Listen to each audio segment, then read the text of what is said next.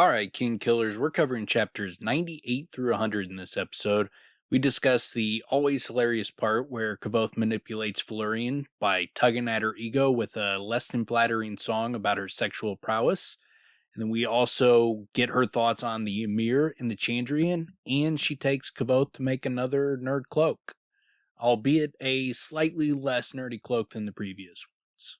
So sit back and enjoy. I got a scope zoomed in on the sniper in the trees. What's around if the devil wanna flee? I got a scope zoomed in on the sniper in the trees.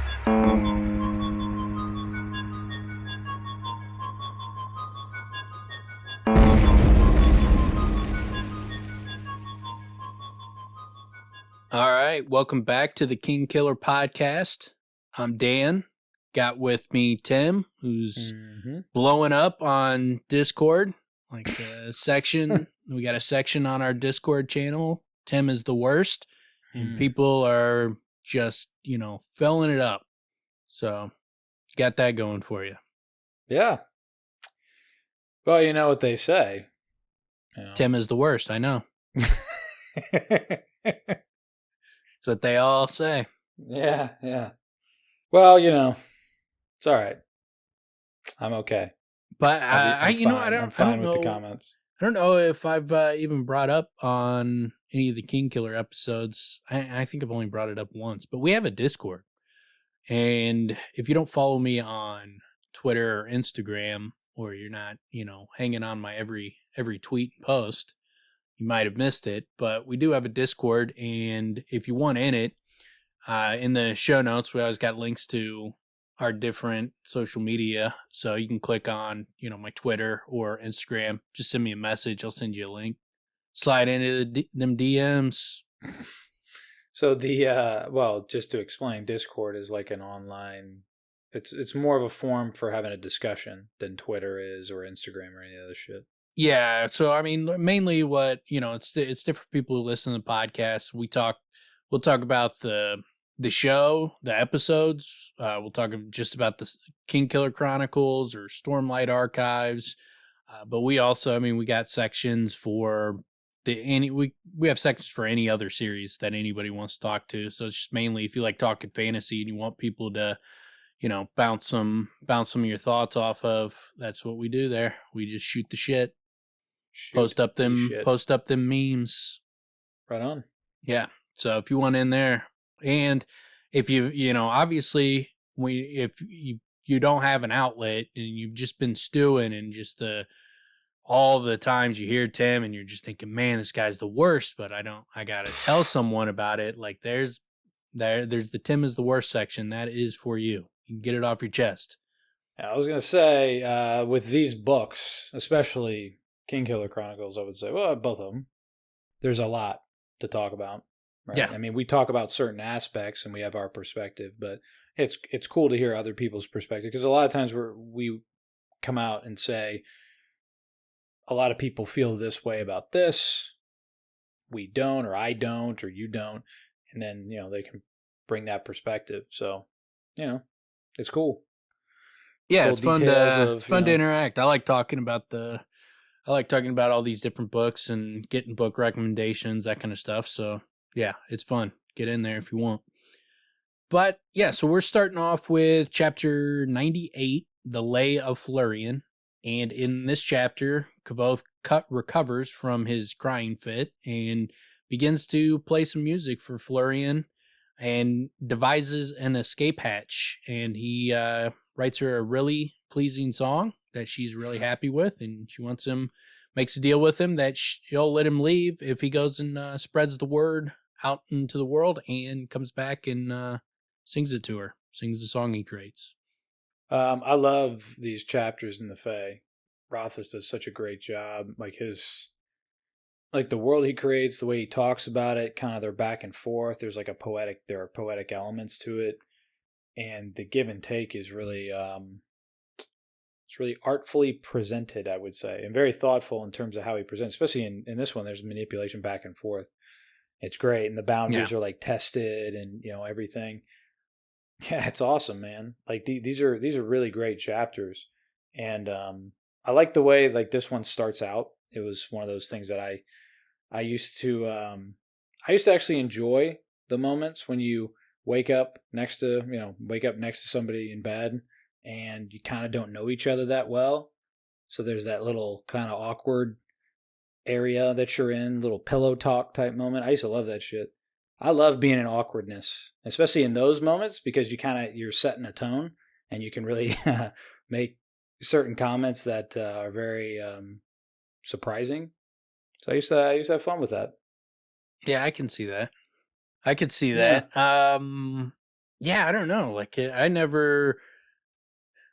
it's never all that, I've had a couple awkward experiences, but for the most part, it's not, I never really feel all that awkward. Well, I guess what I'm trying to say is other people feel awkward. I can feel it many times. That's just people naturally around you feel awkward. No, it has nothing to do with the bedroom.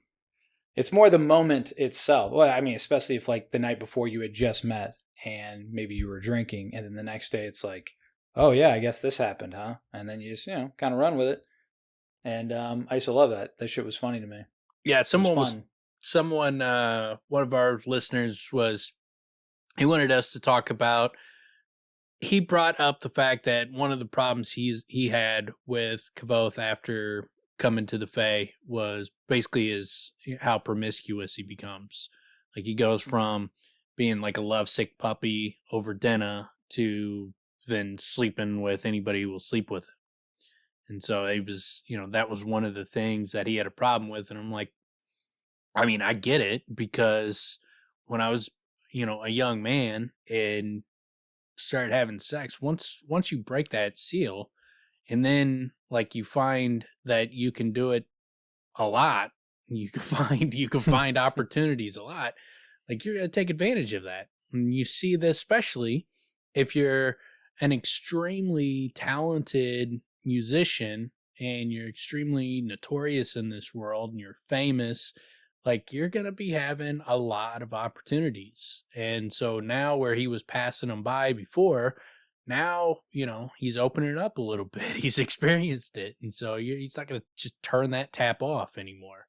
So I get that. Like, I mean, that's just how it is. Like if you're, and if he got with Denna and Denna was with him, I think he'd be faithful with Denna, but she's not. Mm-hmm. She's not with him, and he's getting girls coming up to him, throwing themselves at him. He's a young dude. I don't know a lot of young dudes that would be able to, turn it down if it's just being thrown at him all the time. Remembering again, own experience, what also does tend to happen is, you have all this, the pent up sort of feelings of what it would be like not having those experiences. Then once it's happened, and like you said, the seal is broken basically. Well, then, all that pent up, not necessarily. Well, yeah, I mean, just pent up urges or whatever, all just kind of push some of urgency. Maybe is the right. I don't know what the right word is, but basically, think if you had never had chocolate at all in your entire life and you just see everybody eating chocolate, talking about how great chocolate is, and then all of a sudden someone gives you a taste of chocolate and you find out like there's a tap down the road and you can get chocolate whenever you want. Like, yeah, you're gonna be fucking overdoing it a little bit. So if you have the opportunity, it's gonna especially when you're like Kvothe's age. Could you imagine, like, if you were 16 years old and you just had all these girls throwing themselves at you? Like, there's no way I would have been able to resist. I couldn't resist that, as in my 20s, like, much less as a 16-year-old kid, and you're just a raging mess of hormones. I think that's a good point. And then also the fact that he already has a reputation. And he is actually like a charming individual. He's actually fun to be around. So all those things add up. He's suitable for many women that would like to spend time with a guy. On top of it, with the age that he's at now, and I agree with you what you were saying a moment ago. If he was with Denna and they were in a relationship, I agree. I think he would just be faithful to her because that's who he wants. Yeah. But at the same time, if they're not together, it's not like he's being it's not like he's being a dirtbag and all these girls are walking away like this guy's a frickin' prick and used me. I mean, there's nothing like that. And even when you brought up like he starts sleeping with all these people, it's like he does, but it's not like he's going around town just banging people. Even look at like how the way he reacts when he's getting with Fichette and then Kvothe comes up to him. And then he's like going to her, like, would it be okay? It's like, am I overstepping? Like he's going and making sure everybody is, happy and he's not stepping on any toes. And man, if I was 16 years old, like there would have been no asking and making sure everybody is okay. Like I would have. Yeah, he obviously still has. I would have been much less caring about what anybody else thought. Yeah, he definitely still. That's a great example. He's showing that the sensitivities about how everybody else would feel about it and his reputation. He's always concerned about his rep.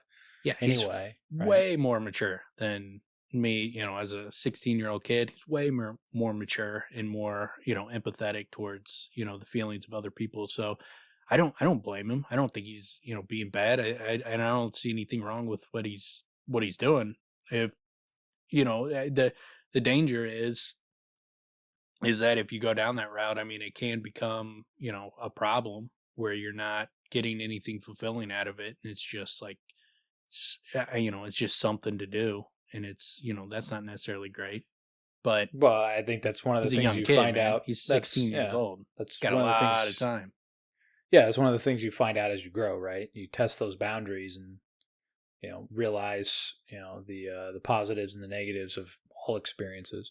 When something's too much, when you have a little more or something, each his own. Sort of. You think the sleeping around's bad? You should have seen, the drinking in the those early days. Yeah. The drinking and the talk about overdoing it, vandalizing and shit, just real stupid shit.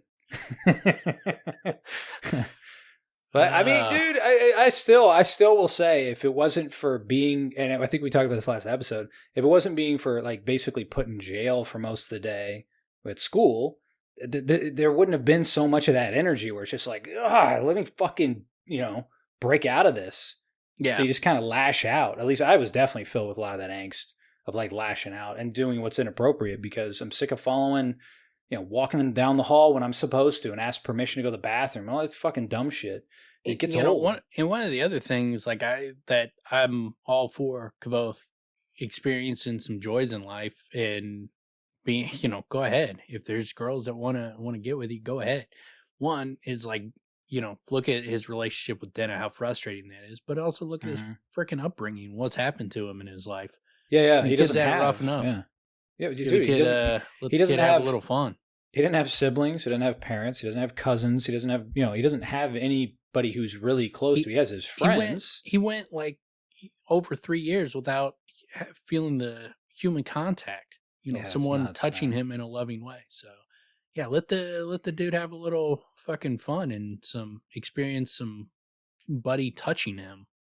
Like the guy, getting close. Getting close fucking bad, man. If anybody needs it, it's that kid. Man, that's a really good point too. He needs to see that people value him. Well, that's a really good point. That I mean, it's evident throughout, but I haven't really thought so much to the effect of how frustrating. I mean, we know he's frustrated with Denna. He's frustrated with that relationship, but it's everything it can be, and he protects what it is. But it's not what. It's not an open relationship. They tiptoe around each other, right? They're so careful and he can't access her and all those things, man. She's like a haven for him, but it's also not extraordinarily healthy, and he's harmed. He's been brutalized as a human being. So yeah, that's a really good point. I mean, yeah, give the kids some space, man. Like let them have some sort of interactive, nature with, I mean, yeah, I wouldn't even fault him if he was like seeing prostitutes and shit. I honestly wouldn't because of what his life has been like. You would think he would, that he would be so incredibly lonely that he would be searching out human contact wherever he could get it. I mean, like it would have to be rough having gone through what he's gone through, where he's so messed up in the head with how he sees himself in terms of relationships. You know, maybe going around and sleeping around is not the ideal situation. It'd be better if he had, you know, hitched his wagon to Fela or something instead of Denna, but he didn't, and he's obsessed with her. And this is a guy that does not veer course. We see that. Yeah, like, he's already chosen her. So, you know, given that fact, I'm not going to hate on him for going out and having some fun and having something not terrible going on in his life. Yeah. Well, and then I also, the courage that it takes to even go to Felurian and then to be there. And then, you know, he still holds himself back from experiencing as much as he would want to experience, which is kind of ironic to say that from what happens in these next couple of chapters. But it's true. It's true from the beginning, you know. He kind of holds himself back from going full, you know, like full on experience that time. But it does seem like, I mean, what's the deal? Like when you're in Idaho, you have potatoes, right? I mean, he's in Felurian's lair. What's he gonna do, man? Well, I'm more talking about like after, when he gets out into the world. Yeah, no, I understand. With the girls in the university than Felurian, like, get out of here, man. If you guys have a problem with him hooking up with Felurian, you guys are ridiculous. She's a magical sex creature like that draws you to her with her magic. Like, yeah, you're going to get with Felurian. So do you think, I don't even know if we want to go down this road, but do you think a big part of the critique that people have of this section of the books is just that she exists, that Rothfuss created this character? Well, I think anytime you have sex in books, there's going to be a certain segment of the population that is going to get very uncomfortable with it. Clutch their pearls. Yeah. He also, the way he describes it, like it'd almost be, he would almost get less shit if he described it in a more graphic way, like a Martin or an Abercrombie, than some of the ways he describes it with Kvothe and Felurian, because it's, you know, it's so euphemistic and he's so innocent and so like playful about it, where it sounds like you're watching like a young fucking kid hooking up. So it's, you know, it's awkward at times, but it's I think it's funny. Plus and that's another aspect. Some of it is just funny. He's trying to be funny, and the writing, and you know, and so when you're treating, here's the thing, like with sex, there's going to be a large percentage of people, as far as people who have a problem with sex in books, a large percentage of them are going to have a problem if sex is viewed like being promiscuous. If that's if that's viewed like in a positive light, that's going to be a problem. If like having sex, you're, you know, being a virgin and you have sex, if it is not done in this like awkward fumbling, like, oh, what am I doing? I don't know what to do here. Like, you have to almost be this fucking goofball, or people are going to get fucking pissed. And confidence in the bedroom is also something that's going to piss people off. Like, for whatever reason, there's just weird hangups where it's hard for people to write sex into books without it, you know, turning a lot of people off. Well, something that is so intimate and can be taboo in people's minds, obviously, that invites the criticism that you just described, because people have their own thing, and people have hangups about sexuality. Obviously, it's an intimate thing, so people have, but it's a book. That's the thing. I mean, that's like some of my favorite books. They don't focus on sex, and most of the best books I've read personally, it's in there somewhere. Yeah, there's sections where it's dealt with in some way, shape, or form, because those are feelings human beings have. So to ignore it, it's not a fully well-rounded story in many ways. You know what I'm saying? So you got to have a little bit of everything, right? And, you know, I think he does a tremendous job of sort of balancing the innocence that Kvothe still has. Felurian still has innocence. She can be as experienced as she is, and it's just her natural way is what is shown here. And I don't really necessarily see it as promiscuous. There could be elements of it in that it's like a sport for her. But it's also like an art. It's like a it's a whole... not her promiscuousness. It's Kvothe. No, I'm not. What I'm saying is, though, just sex itself, the act of sex, where they're not trying to have a baby. Obviously, that's not what's happening here. Mm-hmm. Just some. I could imagine some people looking at just the act as being promiscuous in itself. Here's the thing: like you strip out Felurian, and instead of having sex with Felurian, he has sex with Denna, and they start a relationship. And whether it goes well or not, the sex would not be an issue. No one would talk about it because that is okay, because it's someone having sex in a relationship. Yeah, you're following, okay protocols. Like there's just certain ways if you veer off the course, people are going to have an issue with it.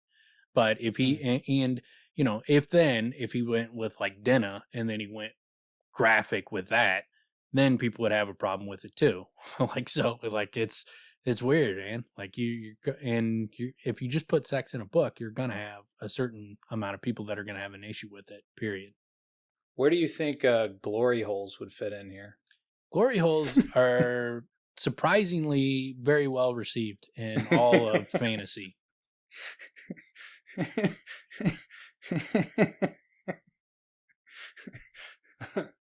That's really going to turn the dime on the whole sex issue in the series, is when we find out that inside the lackless box is Ix's dick, and he's doing the dick in the box. Yeah, it's a fleshlight. He's doing the dick in the box as a prank.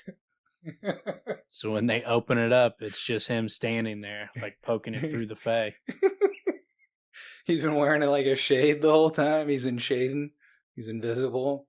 No, that's a doorway through the fey. The box is a little doorway through the fey. So he's just been standing there waiting this whole time for the payoff of this joke. And I would have to imagine, if it's not the exact wording, it's something close to worth it. And then you're going to be like, oh, she does have his rocks in the box. Yeah. Oh, there you go. Yeah. Because his rocks are in there. So it's not just the doors of stone. He's got his stones in there. Well, it's not doors of stones. It's doors of stone. Whatever. Same thing. Well, no, it's not. He's got one ball. Stones. Wait, he does? Yeah. I didn't know that. To make the story fit.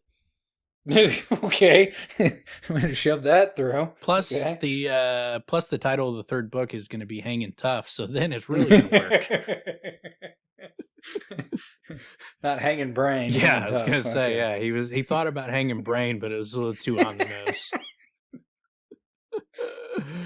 The long-awaited third book in the installment of the enormously successful Kingkiller Chronicles.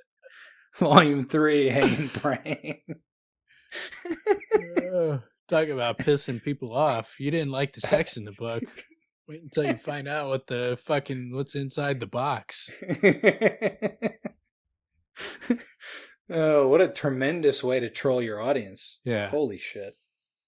But yeah, and so we get at the beginning of this chapter, Kvothe he's recovering from crying, and it's like, after a moment passed before I regained enough of my composure to look up, there was a hesitancy in the air, as if we were young lovers who didn't know what was expected of us next, who didn't know what part we were supposed to play. So it's a great way. He paints a very good picture with words, and that you could put yourself in that situation, in those shoes where you're not experienced.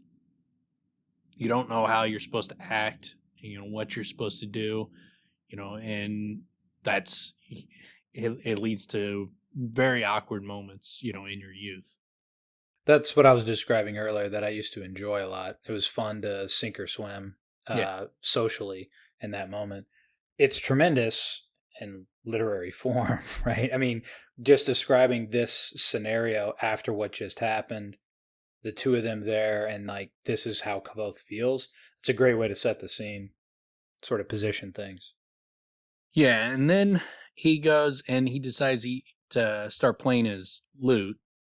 And I think this offers more evidence towards what I was talking about in the last episode, as far as when he called Felurian's name and when he was playing in the woods after his family was slaughtered, and when he was in Tarbean, how it seems like the sleeping mind was kind of running the show and at the surface, even if it wasn't in its full bloom, where he's, got access to the name, all the naming and all that. I don't think his rational mind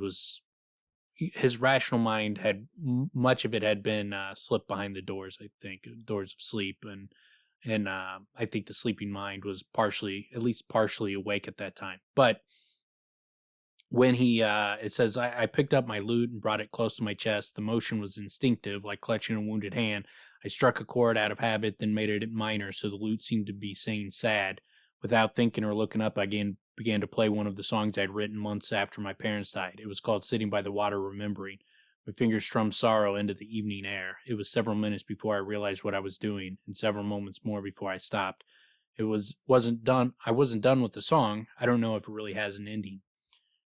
And I think the fact that he just had this moment where he just named Felurian, he just called the name of the wind, and then he picks up his lute and he slips back into that kind of automatic pilot motion, where then he starts singing the songs when it seems like he was naming in the wood as a kid. He just kind of instinctively goes back to that. So I think all the fact that it hints so much towards his time in Tarbean, his time in the woods. He sings out 4 notes when he's calling Felurian's name. And then this moment, he goes back and he starts playing one of the songs from his youth. I think that Rothfuss hints so much towards like the connectedness of those events that I don't think that's a coincidence. I think he's pointing at the fact that Kvothe's naming in magic, a lot of it is tied up in his music, in his playing of the lute. Yeah, I think when it comes to his particular abilities, his abilities and how they're able to be accessed through him. It's that sleeping mind. Alodin's right about that, clearly. But it's the access, in particular for Kvothe, seems to be, with the music. And it's when he's able to like really be in that sleeping mind state, right? And it seems like he's reliving that feeling in the moment. And the fact that he's not even consciously doing it is saying a lot. Like somehow he just went there. In his mind. He just instinctively did it, and then it made him feel better when he was done. Like it was like kind of similar to how Alodin helped him put the pieces back when he called the name of the wind against Ambrose. It's like his music is kind of doing something similar too.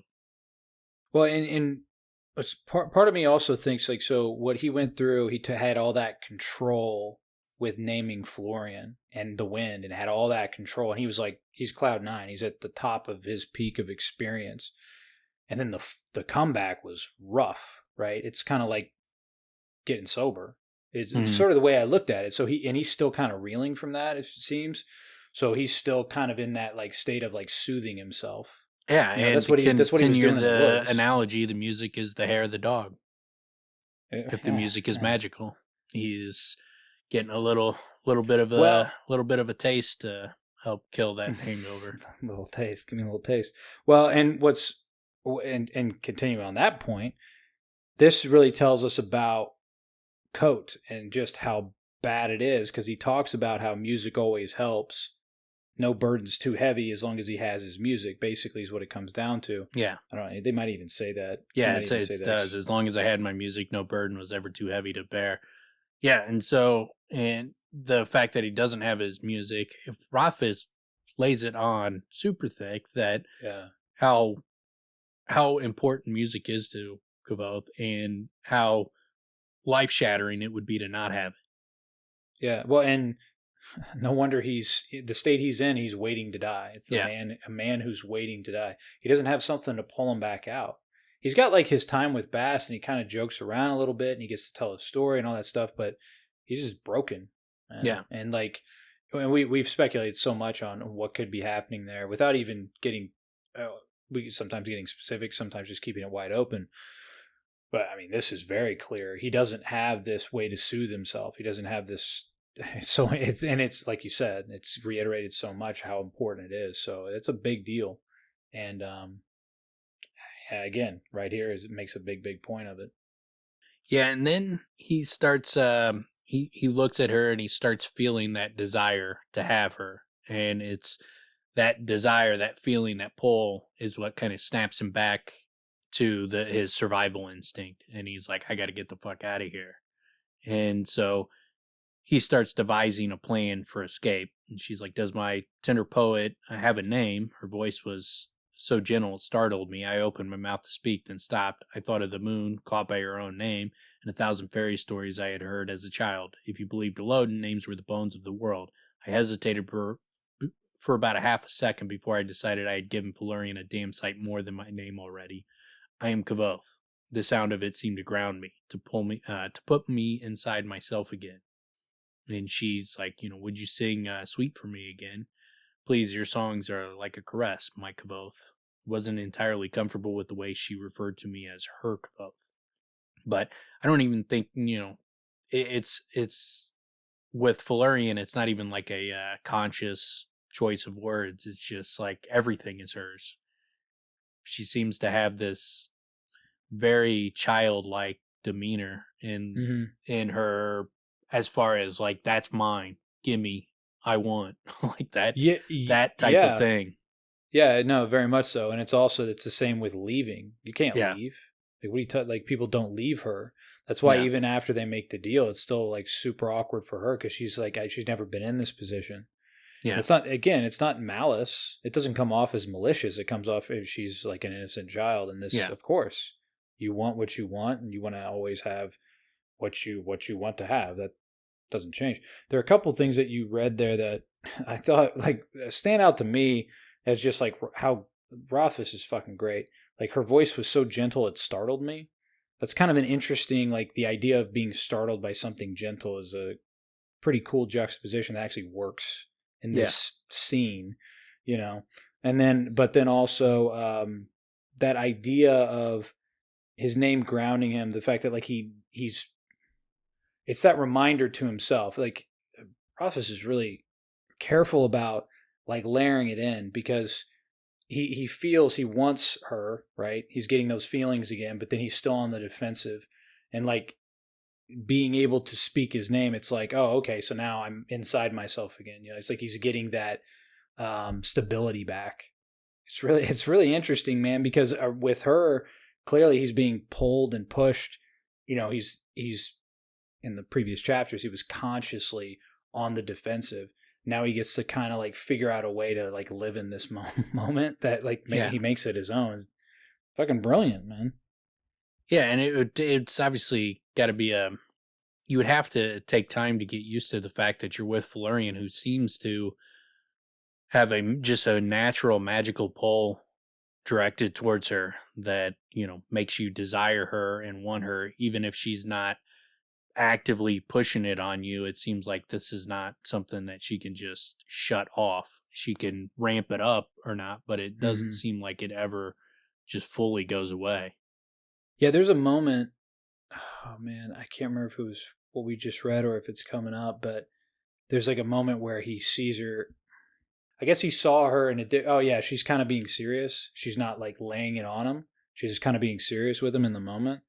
And then like a moment later, he's like again, he just sees like how ridiculously beautiful he is. And it's like it ratchets up and down. Chapter, she's like, there's times where she clearly bears down on him, where he's like trying to talk about, well, now I gotta go, and then she gets furious and bears down her music on him, and then his mind just like snaps to all it can think about is desire and wanting her, and so she clearly that was the motive on him, and that was one of the biggest motivating factors. Like, no, that you don't get to rule me. Yeah. Wow. Yeah, so she can turn it on, I don't know if she can necessarily just turn it off and make it so that you never feel anything, but because it definitely seems to be the case that that's part of her aura, is that you just want her. Yeah. But yeah, and then he starts playing her songs, and this is so fucking classic. The setup and the fucking landing, the whole thing is just awesome. It's before you go into it, I just wanted to like kind of intro. It's so funny because I've read it a number of times, right? But even as you get into it, like where it's going, it's still fucking, it's so great. Yeah. Because like how he does it is so great, just to like layer into it, and then to like deliver with lackluster and get more mediocre and shit. It's so great. The manipulation is just it's artful, man. I can picture like there's a meme where ladies like smiling, but it's like kind of like a hurt smile. Like, what the fuck? And that's how I picture Felurian like listening to like these songs as they go. Like she's like, oh, this is a good song. And then eventually it's like, what the fuck is this? This song is garbage. This is what they write about me? It's really interesting too, man, because I mean, this shows how mature. I don't know if maturity is the right word. It feels like it. Clever. Because, it's clever. But what Kvothe is doing, in some ways, fights against his own personality. He's the best of the best, right? He's one of the best songwriters out there outside of Alien. And he even humbles. He's like, I'm one of the best in the world. He makes himself look pretty fucking like mediocre and mixed up, so then he can justify the song he comes up with just to deliver what he needs to deliver, Well, I think what he more so than just like what it makes him look like, it makes it look like the songs that people sing about Felurian there's not a home run in there, that people are just dropping dog shit songs about her. So like all the story, she's like got such a massive ego. And then if you found out like, old Cobb is out there mangling all your stories, that would be a fucking shot at your ego. Like, what? That's what they sing about me? Well, that's like, you're going to sing me the songs about me? That's one of them you would pick? Like, what the fuck is this? No one's written a good song about me? So he pulls a chronicler, basically. Yeah. Right? Yeah. He plays on that ego and shows that, hey, yeah, and that's specifically what Kvothe says. He's like, you'd use my own best trick against me. He plays her ego like a freaking fiddle, and she's like, I want there to be great songs about me. He's like, well, here's all the songs about you, and they all suck. It's like, what do you think about that? And then he plays a song, and she's like, this song is fire, and then he's just like, drops the bomb at the end and completely fucks her up, where she's like, damn, that song is fucking lit. That song fucking thumps so damn hard. If he just changed that one part of it and then sang that out in the world, man, that'd be fucking fire. Yeah, just do the remix. Don't release the original. Yeah. We need to work on this. Yeah. Just gotta fucking tweak some shit. Just don't make me sound so basic. Yeah, so he starts off, he plays In the Forest Fae, and a song about, of all things, Felurian herself. It wasn't particularly good. And then it was Felurian brightened at the mention of her name. There was no false modesty in her. She knew she was most beautiful, most skilled. She knew men told stories. She knew her reputation. No man could resist her. No man could endure her. By the end of the song, pride had her sitting straighter. Moved into a second song, similar to the first. It was called Lady Fae, or something of the sort. I didn't know who'd written it, but they had an appalling habit of sticking extra syllables into their lines. It wasn't bad enough to get anything thrown at me in a tavern, but it was close. And she was flattered, but I could read a slight dissatisfaction growing, as if she was irritated, but she couldn't decide why. Perfect. And then he plays a song about Queen Cerule, but he replaces her name with Felurian's, and he says it was a numbing example of mediocrity. You could tell the writer was either truly inept, had never met Cerule, or simply didn't find her attractive at all. And so he's like, while singing it, I simply exchanged the name Felurian for Cerule. I also replaced some of the better phrases with less poetic ones. So he even goes an extra mile, like takes a terrible song and makes it worse. And he's like, by the time I was done, the song was truly wretched, and Felurian wore an expression of naked dismay upon her face. He's like, what? That's what you guys sing about me? It's like finding out, like, you know, they're making a movie about your life, but it's, you know, black and white, Jimmy Stewart garbage instead of like the modern cinema. Oh, okay. That was a weird angle to take it down. I was thinking, you know, they have some just absolutely disgusting looking person play you.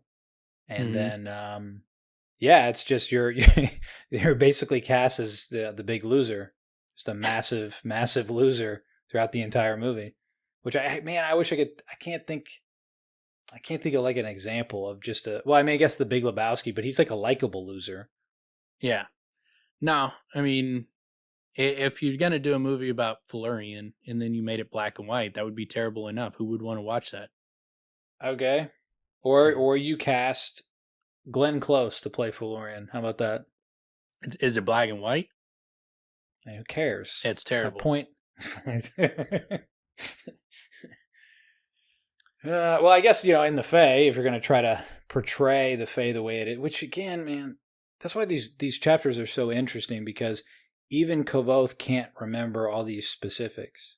There's some specifics that he can remember a lot, but then there's certain things that are just kept mysterious and hazy.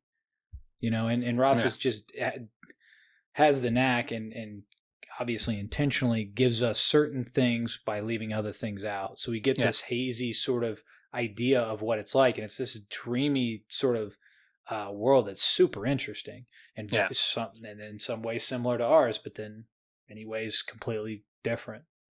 Yeah, and then so he starts singing. He's like, "Lady, might I write a song for you?" Gave her a sheepish smile. "I will call it The Lay of Felurian."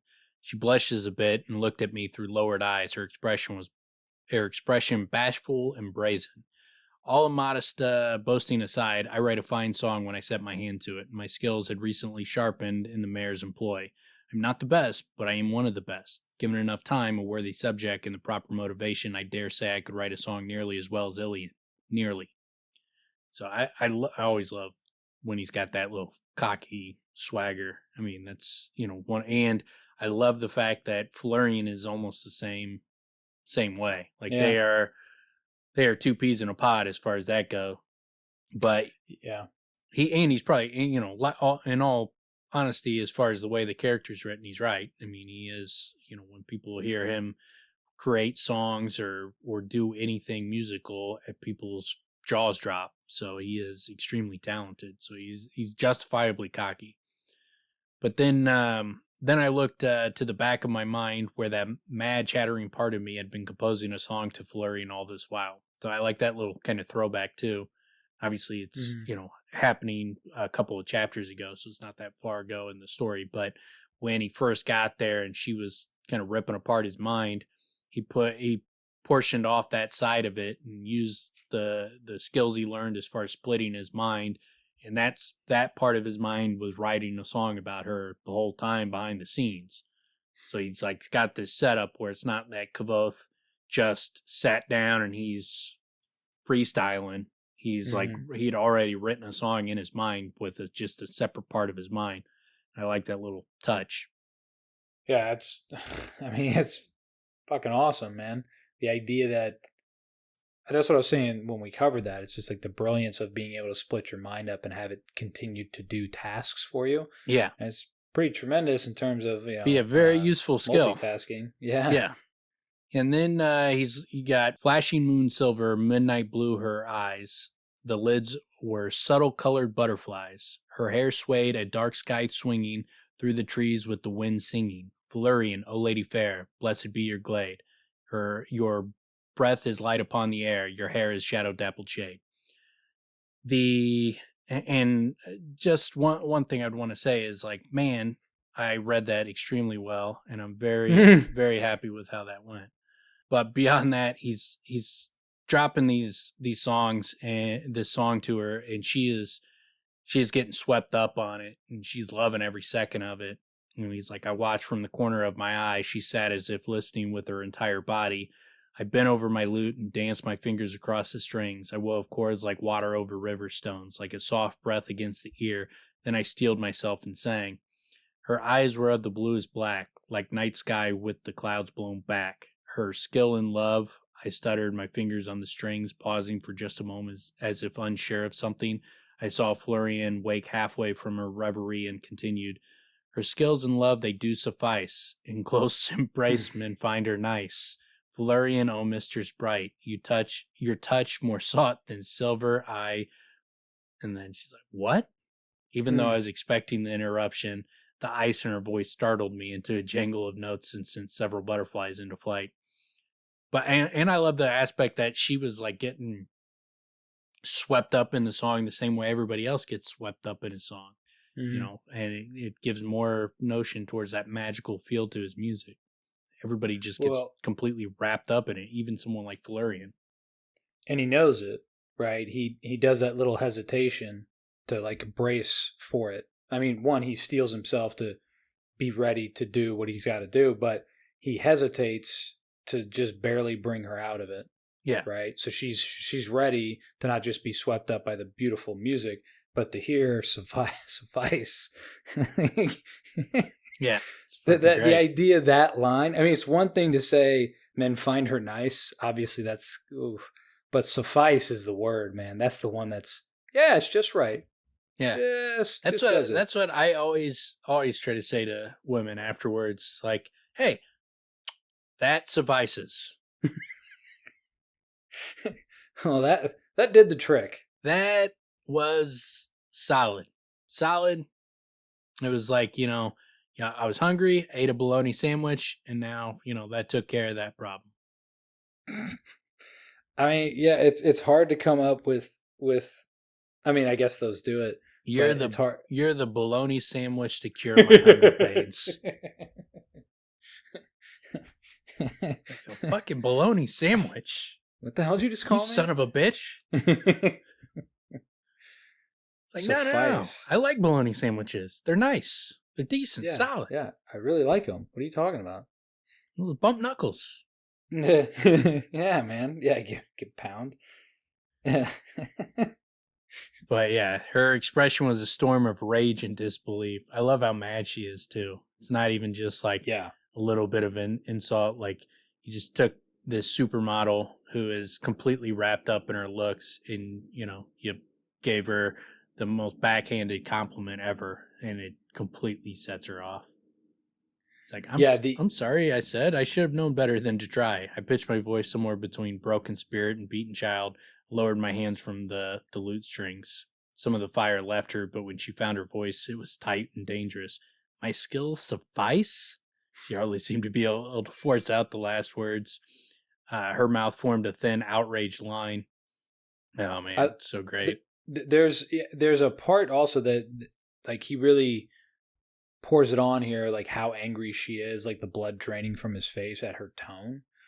I mean, she can have an effect, obviously, with, putting the charm on, but obviously this is pretty vicious.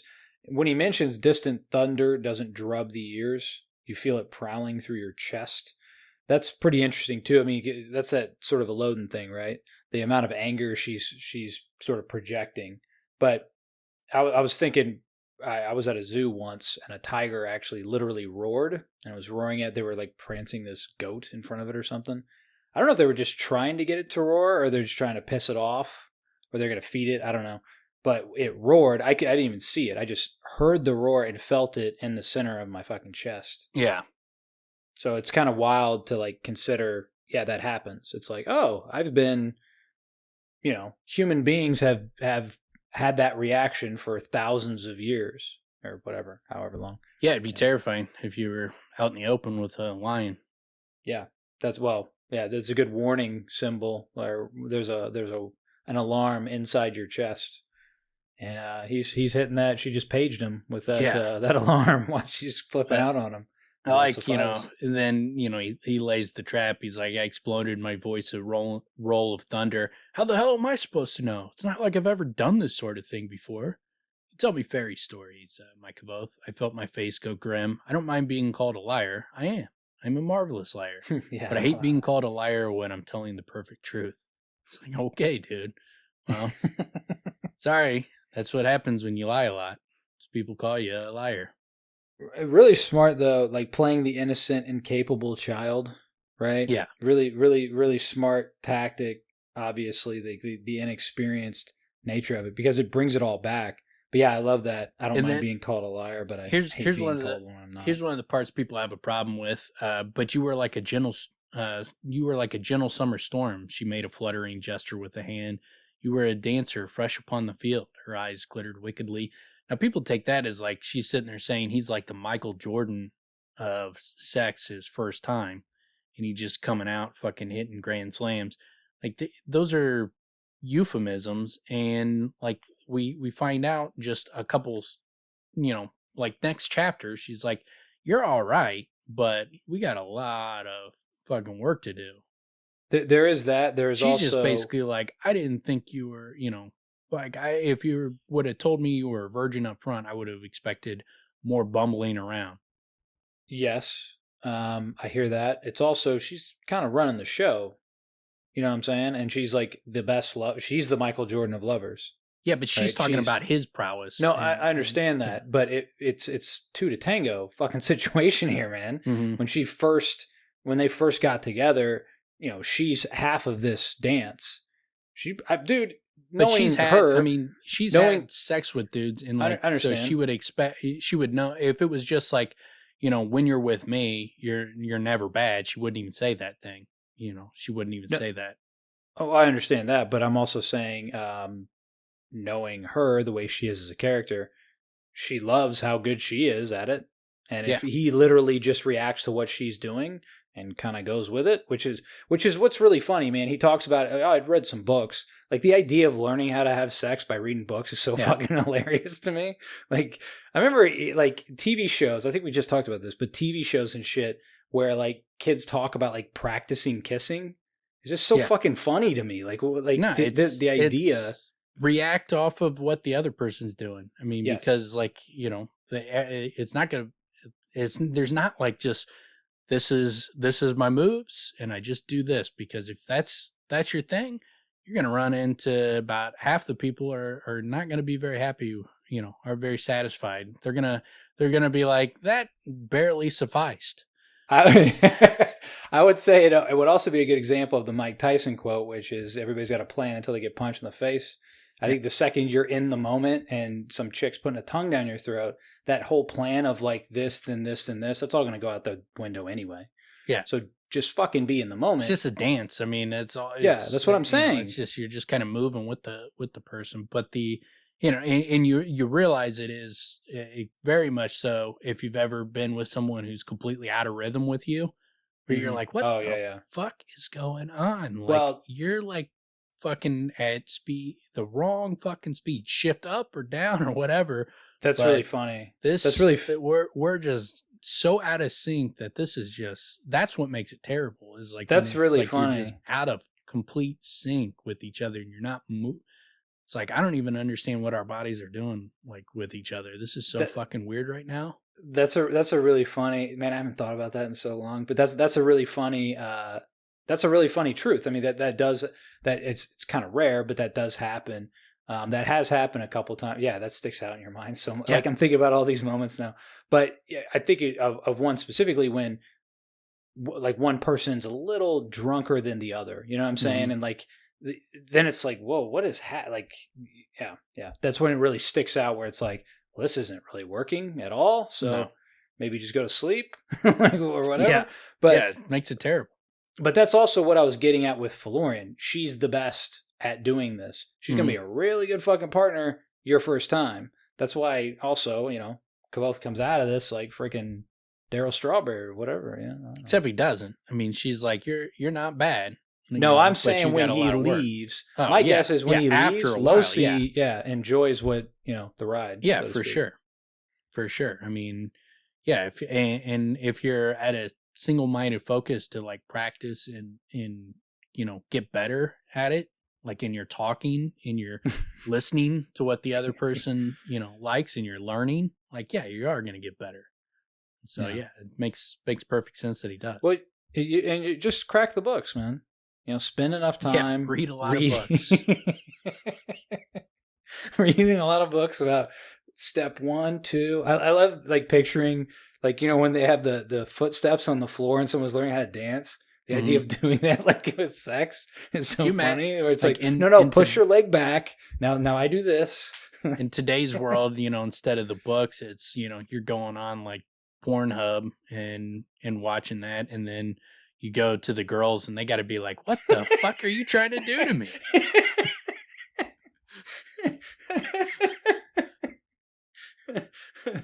Yeah, starting out. This is not happening.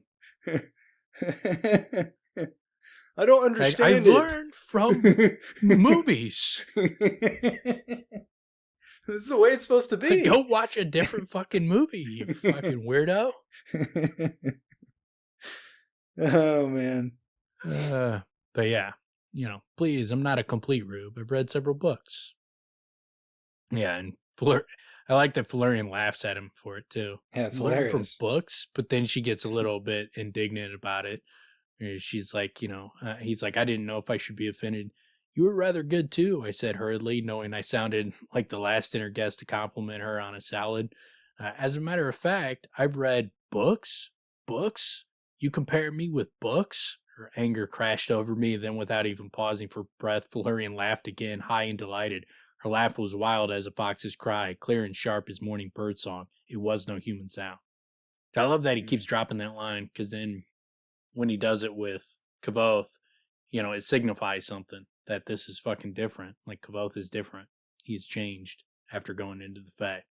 He comes out, and there's a different quality to him, and he feels different. He acts different. People react to him. They think he's different. He laughs, and people are like, what the fuck is that? His laugh is different, and disturbingly different. And so there is something that happens to him in the Fae. Physically. Yeah. It sounds what I have to picture, because I can't hear this, but it sounds like an animal. It sounds like you're kind of turning into an animal. It's like a teen wolf. Yeah. Turning into a teen wolf. That's what it is. And remember, when Michael J. Fox turned into Teen Wolf, he looked ridiculously weird, but he was super cool. And the ladies loved him as the wolf. Not so much as the human. None of it makes sense. Really, it doesn't make sense at all. The werewolf. He's like an attractive dude when he's a human. They didn't like him at all. No. And then he turns into a disgusting looking wolf. Yeah. Who's hairy as shit, and they're all about him. And he's banging dunk, beers. And that's what women love. They love when you can get up and fucking rebound, fucking crash the boards, hit your free throws, bust jumpers, post up. That's what they love. He was doing aerobics, if I remember, off the top of a van. He was surfing on a van. Surfing on he was doing cake. Was he doing keg stands, or he was just busting beers on his head? Granted, the very good athlete who's a reckless, crazy person is probably gonna have better luck with ladies than the shy, awkward kid. True. Yes, but I get that. If the crazy good athlete who's a wild man is got hair over his entire body, I'm going with the shy guy. He's got much better opportunities. The backs of his hands look like the top of someone else's head. Yeah. Man, that would have to be some dedicated girl who's just a dedicated gold digger. It's I'm just gonna put in my time. Eventually he's going fucking pro, and I'm gonna be hitting the fucking lottery at that point. It's such a funny, a ridiculous premise that you just, but it's entertaining, so you just buy in. Yeah. But it's completely absurd. And it's, they take themselves in an absurd way. So that's why it works. They don't play it off like it is, it's a serious film. Yeah. Yeah. Doing Shakespeare in the Park. But yeah, and then I love the fact that he's when she's sitting there saying that is no human sound, I put on my innocent face. Isn't it always like this? She simply sat. I am Felurian. It wasn't a simple stating of a name. It was a declaration. It was a proud flag flying. There's her little cocky swagger where she's like, it's like, are you fucking kidding me? I'm Felurian. What's my name? Yeah. It's like the in Breaking Bad when he's like, say my name. Oh yeah. And the guy's like, I don't know who you are. He's like, no. Say my name. Like he fucking just keeps saying it, and the guy's like, Heisenberg. Goddamn right. Yeah, he does a very good job here where like with the isn't it always like this? But yes, her reaction is also what you would expect it to be, because she is like, no, this is the best it will ever be. The fuck are you talking about? Who the fuck do you think you are? Who do you think I am? Yeah. You don't know, bro. You don't know. But that's the whole point, right? That's the whole point. Yeah, and then he tells her, he's sorry about the song, didn't mean to offend her. And she says it was more lovely than the setting sun. She protested, sounding close to tears, but nice. The words seemed bitter to her. I'm sorry, I can't fix it without some basis for comparison. I sighed. Pity. It was a good song. They would have sung it for 1,000 years. My voice was thick with regret. So there's the trap. Both him and Dinah got a song that they're going to sing for 1,000 years. Yeah. Yeah, it's funny you mentioned that. They probably, like, just as much as Kvothe doesn't like her song, I'm betting this isn't Dinah's favorite jam. She's not fucking listening to this song, fucking driving down the road singing about, Kvothe and Felurian. Yeah, I bet she's not. But I will say that it's and there's a bit of irony there in that her Dinah's song sounded great, right? Sounded great. It was the subject matter that was the problem. This would be the same thing. Yeah, that's what I'm saying. It'd be like, she's like, no, granted, it thumps. I'm just not a big fan of that cast of characters and what they're doing. But yeah, and then she looks at him at that point, and then it was like she knew I was holding the unfinished song as ransom. The unspoken messages were clear. Unless I leave, I can never finish the song. Unless I leave, no one will ever hear these beautiful words I have made for you. Unless I leave and taste the fruits mortal women have to offer, I'll never know how skilled you truly are. There, amid the cushions under the eternal twilight sky, Felurian and I stared at each other. She held a butterfly, and my hand rested on the smooth wood of my lute. Two armored knights eyeing each other across a bloody field could not have matched the intensity of our stare. He's just, man, like, so much of what he writes in this stuff is just such great descriptions. Yeah. The way he describes things. I mean, it's, get that standoff, because, I mean, it's a little bit awkward where he's holding a song ransom. She figures it out, but then it's like, you get that calculation in her mind. She's like, do I let him go? And in his mind, he's like, this is it. This is my, this is all, this is the card I got to play. If she doesn't let me out here, what the fuck do I do after that? And so it would be an intense standoff. And he demonstrates it well with just that little sentence. And then the back and forth is tremendous. I mean, because there's the confrontations throughout, and then like how he has to play it out. This is a good example though, where it's the stare down is like, dude, like first one who speaks loses, and Felurian loses. A lot of the stuff with Felurian reminds me of the stuff with the mayor, where they'll be having a good conversation, just talking, and then all of a sudden she brings into focus like, yeah, this is all fun and games, but I'm extremely dangerous to you. I'm a massive danger. Same thing with the mayor, where it's like, yeah, we're talking in the fucking, the court, having a nice conversation, but if I say the wrong thing, this guy could kill me, and there's nothing I could do about it. Yeah, he hits him hard with those, you overstep yourself, shit like that, where it's like, oh, okay. Where he realizes he's in a precarious situation, whether the mayor likes him and Felurian likes him, he's walking in a minefield. He has to be cautious about every step he takes. Yeah. And so then it was like, if you go, will you finish it? I tried to look surprised, but it wasn't fooling her. I nodded. Will you come back to me and sing it? My surprise became genuine. I hadn't considered her asking for that. I knew there would be no leaving the second time. I hesitated, but only for a barest moment. Half a loaf is better than none. I nodded. She brushed, and then, it ends with him, getting back together with she brushed her lips lightly over the palm of my hand and released it. Then she lay still, watching me intently. I was flattered. To this day, I know of only one answer to a question so politely phrased. I bent to kiss her, and laughing, she took me in her arms. Oh, that was the part I was thinking of. They kind of like settle it, right? And then they're kind of kissing and stuff like that. And then he says, to say she was lovely is such an understatement, I cannot begin to repair it. I realized that over the last several minutes, she hadn't been trying to make me desire her, at least not in any supernatural sense. Mm-hmm. So it's like it kind of receded, right, as they were staring down and going back and forth, and like she wasn't pouring it on. She was basically, she's not trying to break him anymore.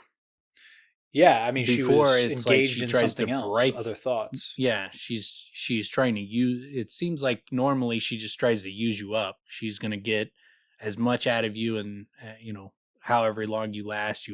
But with Kvothe, she's obviously pulling back and not trying to fucking wreck this kid's mind. But it also seems like it's just part of who she is, that you just naturally are going to desire in a supernatural sense more than just her good looks, because it very much seems like there's something supernatural going on with her at all the times when he's here.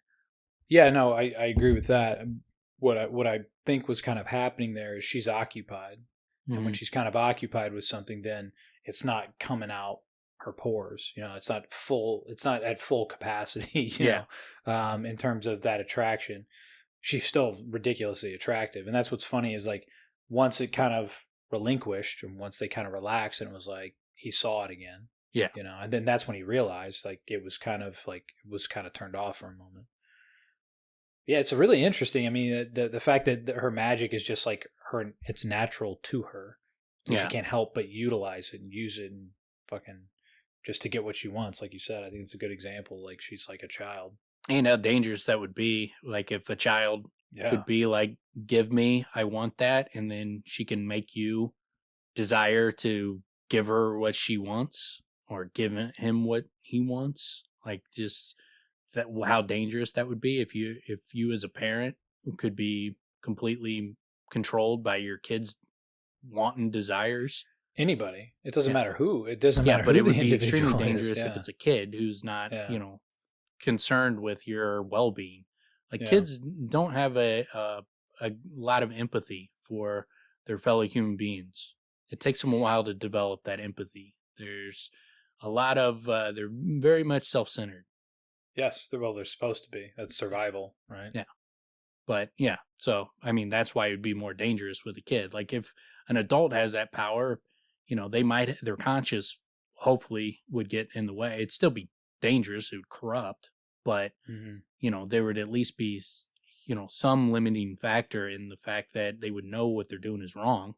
Yeah, you'd think there'd be some qualms, and if there aren't, if it was a kid that was just born that way, just always had that power, the kid wouldn't know it's wrong and wouldn't think anything of it.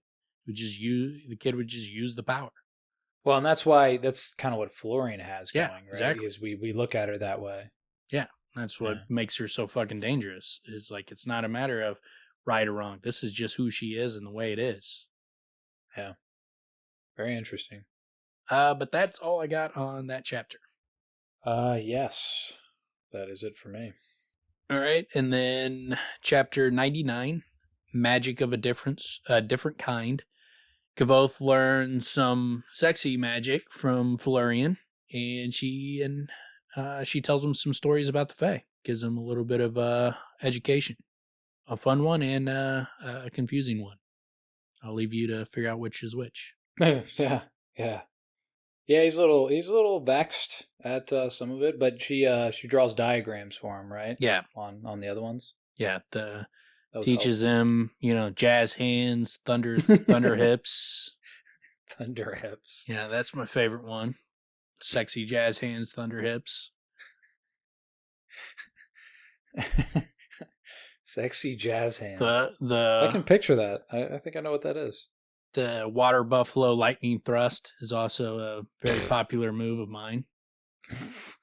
Where does the rusty trombone fit on that list? Yeah, no, I don't do the rusty trombone. The highbrow rusty trombone I've been doing for years. Yeah. No, you got highbrow that shit up. Otherwise, it's gross. But yeah, and then so we get in this chapter, he goes, by this point in my life, I'd earned myself a modest reputation. No, that's not entirely true. It's better to say that I had built myself a reputation. I'd crafted it deliberately. I'd cultivated it. And you get, three quarters of the stories folk told about me at the university were ridiculous rumors I started myself. I spoke 8 languages. I could see in the dark. When I was 3 days old, my mother hung me in a basket from a rowan tree by the light of the full moon. That night, a fairy laid a powerful charm on me to always keep me safe. It turned my eyes from blue to leafy green. And so he would tell these stories, and then the reason they would get believed is like they were ridiculous, and you would go around. They were so ridiculous that you would tell other people them because it was they're kind of funny.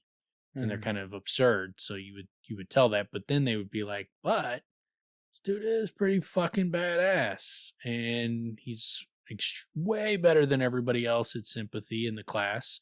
He can beat everybody 2-on-1, and he did, rescue fella. Yeah. And so, and he was whipped without bleeding. Yeah.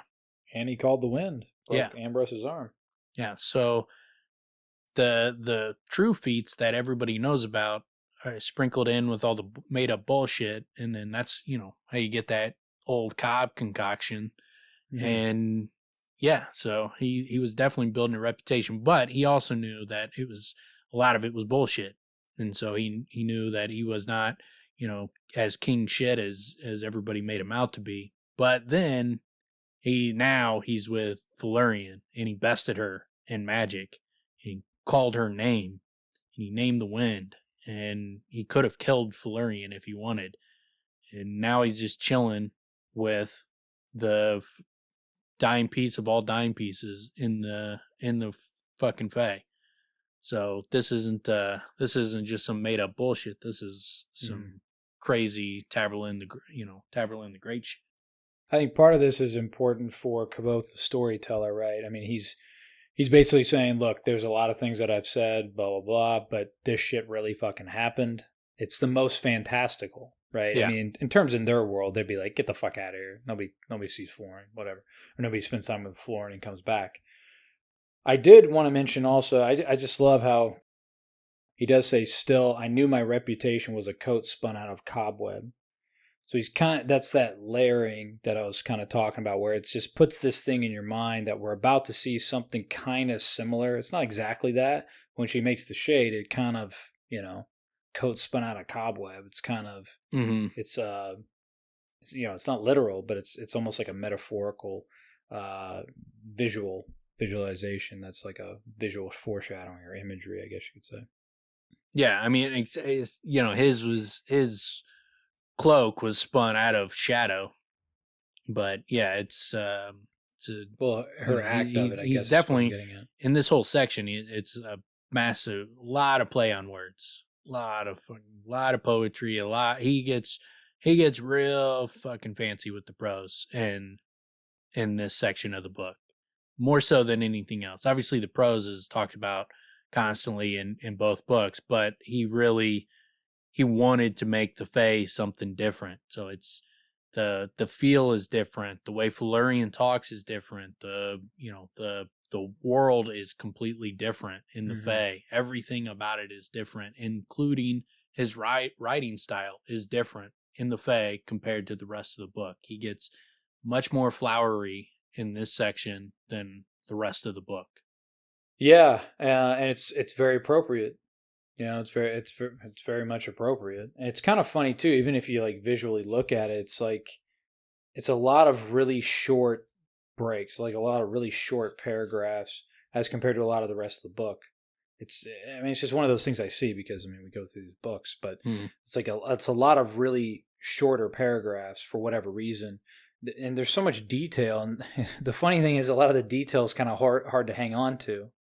Well, I think what shortens up a lot of it too is that he's writing in a very poetic style, so that does not lend towards long verbose paragraphs. Paragraphs.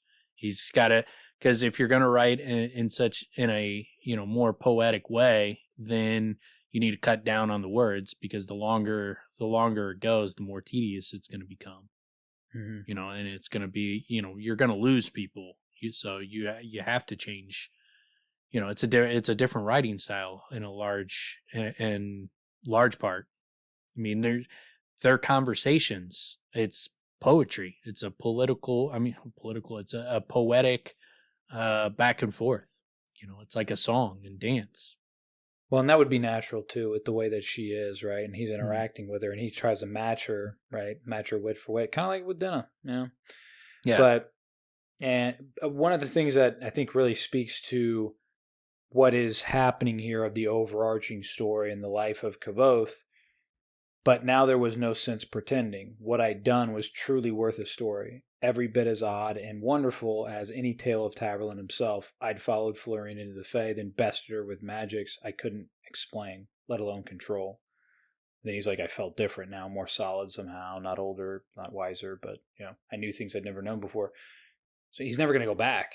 No. You know what I'm saying? Like he went through this. We don't know what's going to happen to him on the next page, but this is an anchor on the page that's telling us this is a big moment where he's now moving to a new chapter of his life. Plus, he's not a virgin. But I know what's going to happen on the next page. You didn't read past this part? Hey,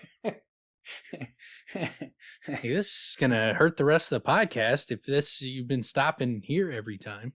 Yeah. Now, it's funny, before we recorded, I was actually mentioning out of like everything that happens in the books, it's like you remember certain things of the way they happen, but this section especially, it kind of reads as almost like new to me in some ways, because I haven't always read it so carefully, or sort of like looking for distinctive details. And some of the things, they really stand out, And again, we talk about that all the time. I'm going to eventually break the bridge of this fucking thing, reading it so many times. But the book repays reading like very few things I've ever read before, and this is a great example of it. Yeah. And then he goes, I knew the Fae were real. I knew their magic was real. Felurian could break a man's mind with a kiss. Her voice could tug me like a puppy by its strings. There were things I could learn here, strange things, powerful things, secret things I might not ever get a chance to learn again.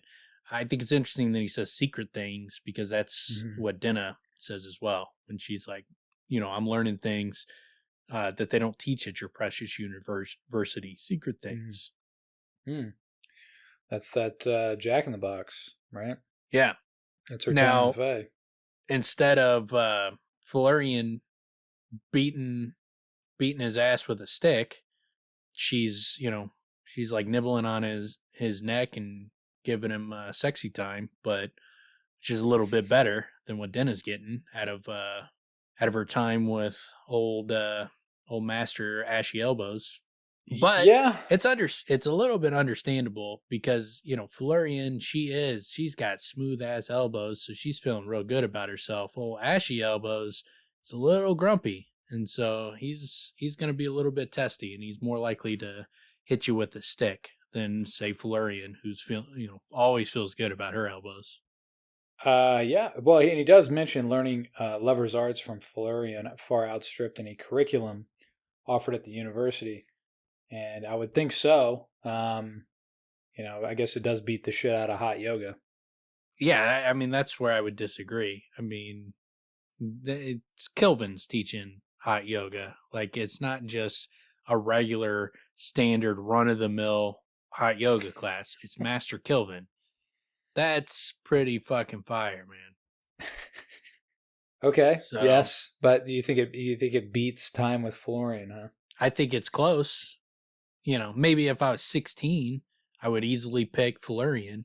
But as an older man who's, seen the world, like, I don't know, that hot yoga class would sound pretty fucking tempting. Kilvin's pretty fucking cool, and it would be pretty hilarious to see that big ass dude fucking teaching a hot yoga class with his gruff bear-like voice.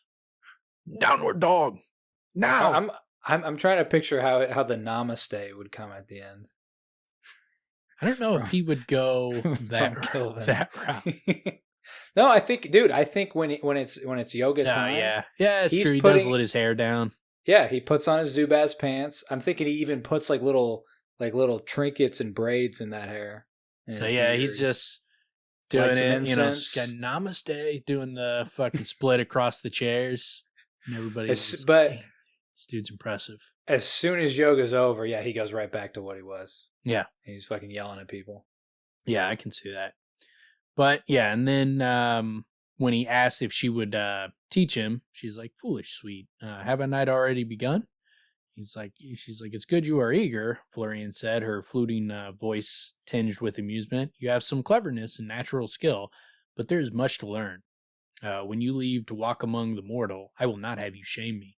So she makes it very clear right there. Like, Kvothe wasn't fucking Jordan fucking putting up, 60-63 against the Celtics. Well, also, but also though, like, when I read it this time, it felt like that moment when she says, "When you leave to walk among the mortal," it's like real verification for the reader. Like, oh, he is going to leave. Like, I know they talked about it, he did what he did, but I remember feeling like that was like the real verification. Like, oh shit, she's going to let him go. So she's not going to fight this. Because, that line especially, because I remember when I had read the previous chapter, yes, it seems like he did best her, and he did, he humbled her, right? He kind of broke her in a way, right? Like it never happened to her before, right? So once that happens, I still got the feeling because of how much anger she's capable of, and what had happened with the previous chapter, him going to the pinnacle in terms of his abilities and then dropping down. It still didn't. I didn't have 100% assuredness that she was going to let him go until that moment. So I just thought mention it, but yeah. And so then she looked down at me, her expression proud and regal as a queen. "I'm mowing," she said, spreading the fingers of one hand and making a deliberate gesture. "This we call the hushed heart, an easy lesson to begin, and one I expect you will enjoy." Felurian smiled at me then, her eyes old and knowing, and even before she pushed me back against the cushions, began to bite the side of my neck, I realized that she did not intend to teach me magic. Or if she did, it was a magic of a different kind. It's that sexy time magic. But yeah, and I think these are the kind of parts that people fucking cringe at when they're like, a few of them in her words: the pinioned wrist, the sigh towards the ear, devouring the neck, drawing the lips, the kissing of the throat, the navel, and as Felurian phrased it, the woman's flower, the breathing kiss, the feather kiss, the climbing kiss. So many different types of kissing, too many to remember, almost. But he's just having fun with it, man. Like, fucking relax. Have some fucking fun. Loosen up, man. If you're that wound that tight where you're so cynical and wound so tight that, someone can't have some fun with describing sex, like, man, it's fucking boring. Don't be boring. I mean, I agree. I would also say, man, dude, it's a book, man. That it's a book about a kid living his life. And like, again, if you're going to have a fully rounded experience, these things should exist. Yeah, it's not a treatise on thing. Like, it's not so much that they're criticizing that it exists. They're criticizing the delivering process. Like, it's too whimsical and too playful. Yeah, but yeah, okay. Well, that's why they'll say like these lines are cringe. That's what they mean by it. They're not saying like, "I wish there wasn't sex." Some of them might be, but a lot of them are just saying they're just being cynical. They're being very fucking cynical, and that's that's a lot of people in the world.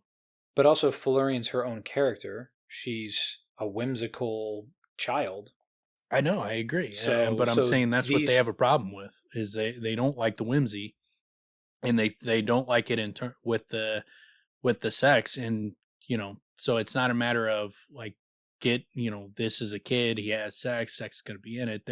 This is more of a segment that is just being too cynical, and you can't have fun when you're talking about these kind of things. You can't be whimsical when you talk about like sex, otherwise it's cringe, which to me, I fucking despise that word. I hate the description of things as cringe. That is cringe to me. Like, when people use that word. Yeah. Like, dude, what? Cringe? Really? You sound like a freaking little kid when you say that. Yeah, it's very lame. But even just the reaction, as far as I'm concerned, I mean, again, it's kind of each his own, but that's also very lame. Like, dude, it's a book. I mean, it's a story. Like, stories should be well-rounded. They should be able to have some fun. They should be able to have, like, if Felurian's legend is that she is this, like, sex goddess, so to speak, these things would be somewhat natural. Now, to bestow them upon Kvothe, maybe that is something you could, say is cringe. Like, he comes out of this with all these, but she's taking pride in it. That's kind of the point. But it's also he's having fun. He's being playful. I mean, and that is who Rothfuss is. He likes to kind of be a little playful guy. And if you're cynical, and you might have an issue with that. And if that's not your thing, that's not your thing. But like just because you're cynical and you don't like something doesn't mean it was like it's badly written. It's just not your thing. Which is fine. I don't have a problem if you're like, it's not my thing. But if you're when you go into that, this is it's so ridiculous. It's so so cringe. Like, then it's like, no, now it's not just like a taste thing. Now you're bringing your cynicism into the world. Like, that's that's a positive quality trait, and it's not. It's also 2 paragraphs. Yeah, I know. Very short. I know. It's fucking lighten up, man. Yeah. It's 2 very short paragraphs. Taking fucking sex way too seriously. Well, and he immediately moves on to other sort of subject matter. Yeah, it's still them there, but yeah, it's not that much, and that's I know that's kind of the funny thing. And then it gets brought from there's lines like this where he's just being whimsical, and they take that and they're like after he goes to the Fae, once he gets to the Fae, it's all about sex and it's done, this and that, and it's like, no, it's not, man. It's there's a little bit, there's some playful lines and stuff like that, but it's not like constant and a consistent theme. It's just little pieces here and there every now and again.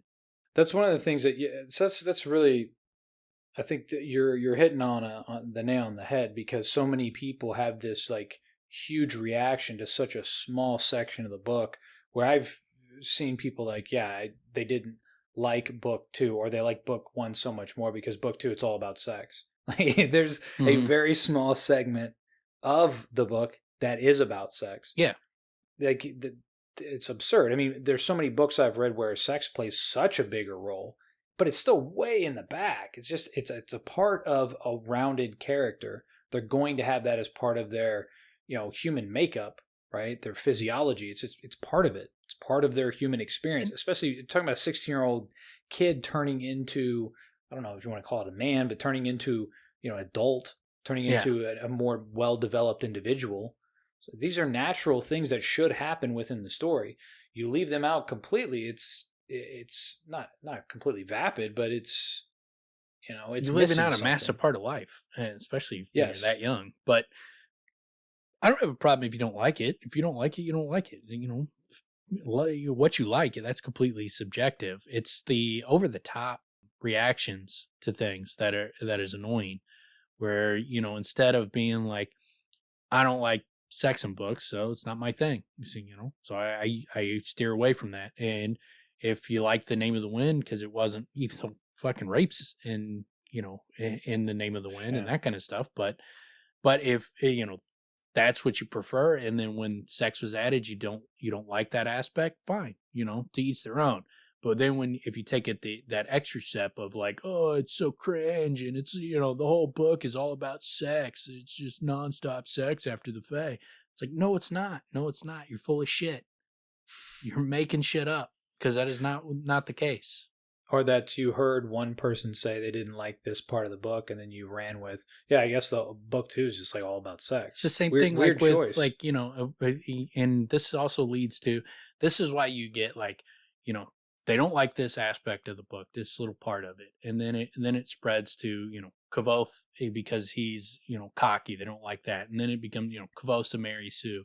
Kvothe, nothing ever goes wrong. He's all powerful. He can do everything he wants. He's great at everything. And then it just like like that's what I'm criticizing, is this over the top exaggeration of, what you don't like, where it's not simple enough to just say you don't like it. You want to make it appear that the book is something that it's not, so that you feel justified in your dislike of the books because so many people love it, and you want to make it like it's absurd for these people to enjoy the book because of your absurd characterization of it. And it's just the weird dynamic where it's like, why do you got to go over the top with it? Like it's not even remotely the case of what you describe.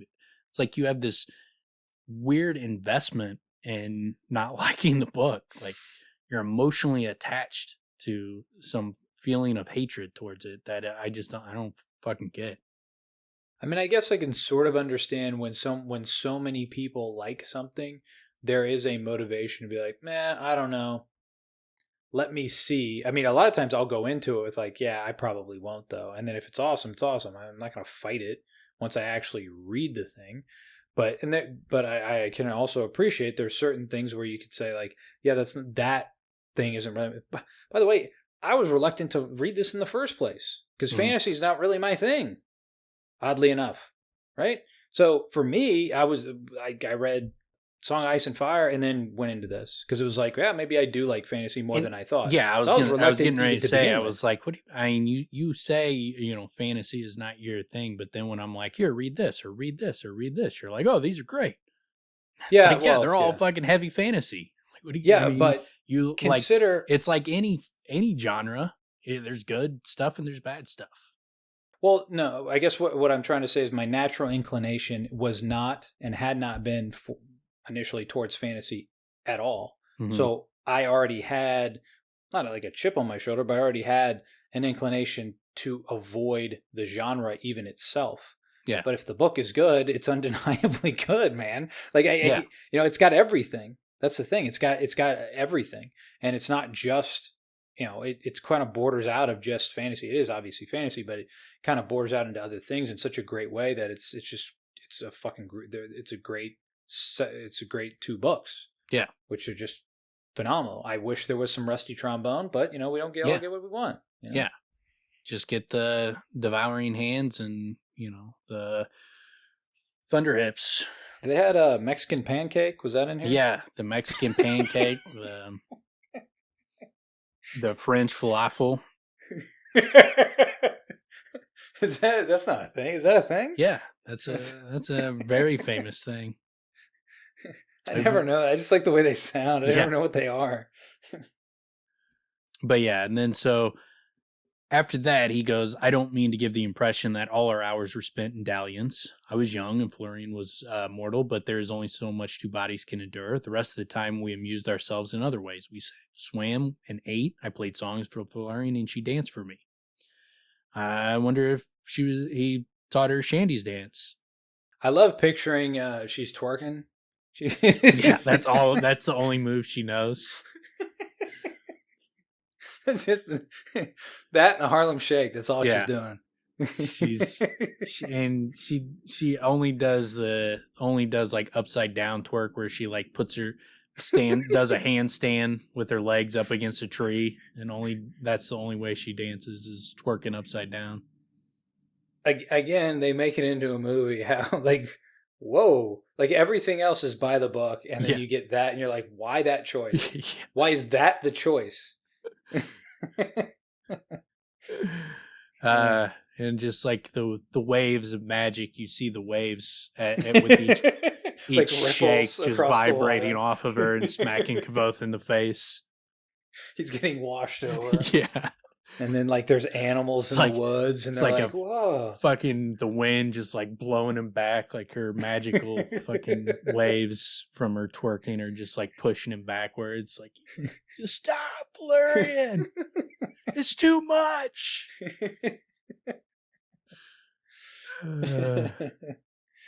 But yeah, then I asked Felurian a few careful questions about magic, not wanting to offend her by prying at her secrets. Unfortunately, her answers were not particularly enlightening. Her magic came as naturally as breathing. I might as well have asked a farmer how seeds sprouted. When her answers weren't hopelessly nonchalant, they were puzzlingly cryptic. And I love that part because, like, in my head, I immediately think, Felurian's worse teacher than Elodin. And then the next lines, but most of our time was spent telling stories. We had so little in common that stories were all our shit. I guess it's later on in the book where he mentions that she is like a little bit of a load. I had the same thing. I even made a note, and then like the next line, I was like, well, I guess I don't need that note. Yeah, the book said it right after. So but it must be another part that I also put that she's worse than a load. It's funny you mentioned that because there's a couple of times where that comes up, which, I mean, that implies, like, is he of the Fae? Does he just spend time in the Fae? Because he knows what a shade is. Yeah, and, and like I believe I said in the last episode, like, there are the people that say that Rothfuss has, confirmed that Elodin is part Fae. Whether that means he was born in the Fae or one of his parents is from the Fae, or he's got lineage that goes back, how far, who knows. But, and I haven't ever went and looked to confirm it. I've never seen, the video or the article or whatever they're talking about where it says it, but that is said a lot, that Elodin is confirmed part Fae. I don't know if that's accurate or not. It's not something that I particularly want to look into. I'd rather get it from the book to see if it's accurate or not. So I don't really pay much attention to it. But yeah, I mean, it does seem. I mean, there's many traits. Well, and we get one here because like when they start going into the storytelling. I like the part where he's like, you might think I was overmatched because she's 5,000 years old. But storytelling was not among her many gifts. I, on the other hand, was of the Adimaru, and we know all the stories in the world. And so he tells her stories of woodcutters and widows' daughters and the cleverness of orphan boys. In exchange, Felurian told me manling stories, the hand at the heart of the pearl, the boy who ran between, the Fae of their own cast of legendary characters, Maven the man-shaped, Halvin Allface. Sounds like a name Adolin would give someone. It sounds like a skin dancer. It sounds like a guy that can basically change his face, look like anyone. Yeah. But it was like, surprisingly, Felurian had never heard of Taborlin the Great or Orin Belciter, but she did know who Ilian was. Made me proud that one of the Adimaru had gained a place in the stories the Fae tell each other. So, and the fact that he's such a prominent figure in musical terms makes me think that the fact that Felurian knows him might be an indication that Ilian is a Ruach that is from her time. That maybe it's not she's heard stories of him. Maybe she knows him. And she just did, because she's not really like forthright with the details. Like, it seems like if you don't ask her for details, you don't get any. So yeah, maybe if he had like pried how she knew him or something, we might know more. But just off of that, it could go either way. It could just be that she's heard his songs because she likes music. She's into poets. So maybe, she'd be more likely to hear of a singer than Orin Belciter, but it also could be the fact, could be an indication that Ilian is more than just, some human Adimaru that was a really good musician. Might mean that there's something more to him. I mean, it seems like he was the best of musicians, but I think he had, to the greatest degree, Kvothe ability. Yeah. Right? He had that magic of weaving it into the music. So I think, it seems like a natural sort of, maybe not fully natural, but it seems reasonable to build a conjecture that Kvothe is a descendant of Ilian. Mm-hmm. Yeah. Yeah. Well, and the fact that Kvothe is really good at music, and extremely talented in Ilian, that definitely gives lineage towards him. But it also, the fact that Felurian knows him could also mean that Ilian is more than just a human, that he's not just, my great-great-great-grandpa. Could be that, Ilian is a Ruach and a extremely legendary figure that has been around for thousands of years. And it's just that, people know him for his music, but it could be that there's a lot more to know about Ilian. So, and also it could just be that, Felurian just knows him because she likes music too. So, it could go either way. I but mean, it is clearly significant it that ups. she does know him is significant in one way or another, either because it's significant because of shows how into music she is, that she would know of the Rue and their musicians because of how into music she is, or it's significant in the fact of it says something about Alien. Well, it definitely heightens his status. Yeah. Right, in the world. That's for sure. I mean, if nothing else, it accomplishes that. Yeah. Yeah, and then he asked her about the Amyr. He's like, I wasn't blind to the fact that Felurian herself might have information I was looking for about the Amyr and the Chandrian. How much more enjoyable would it be to learn from her rather than rooting endlessly through ancient books and dusty rooms? And she knew stories of the Amyr, but they were thousands of years old. And when he asked about like more recent one, she laughed at him. She's like, there were never any human Amyr. Said those you speak of sound like children dressing in their parents' clothes. So she confirms another key piece of Scarpy's story, that the Amyr were not human; they were Ruach. They were created thousands of years ago, and it's important because when you're looking through these stories and you're trying to judge the veracity of which ones are accurate and which ones are false, the fact that we have Felurian confirming part of Scarpy's story here, and then the Adim confirming other parts of Scarpy's story later, I think lends significant credence towards the fact that his story is at least mostly accurate.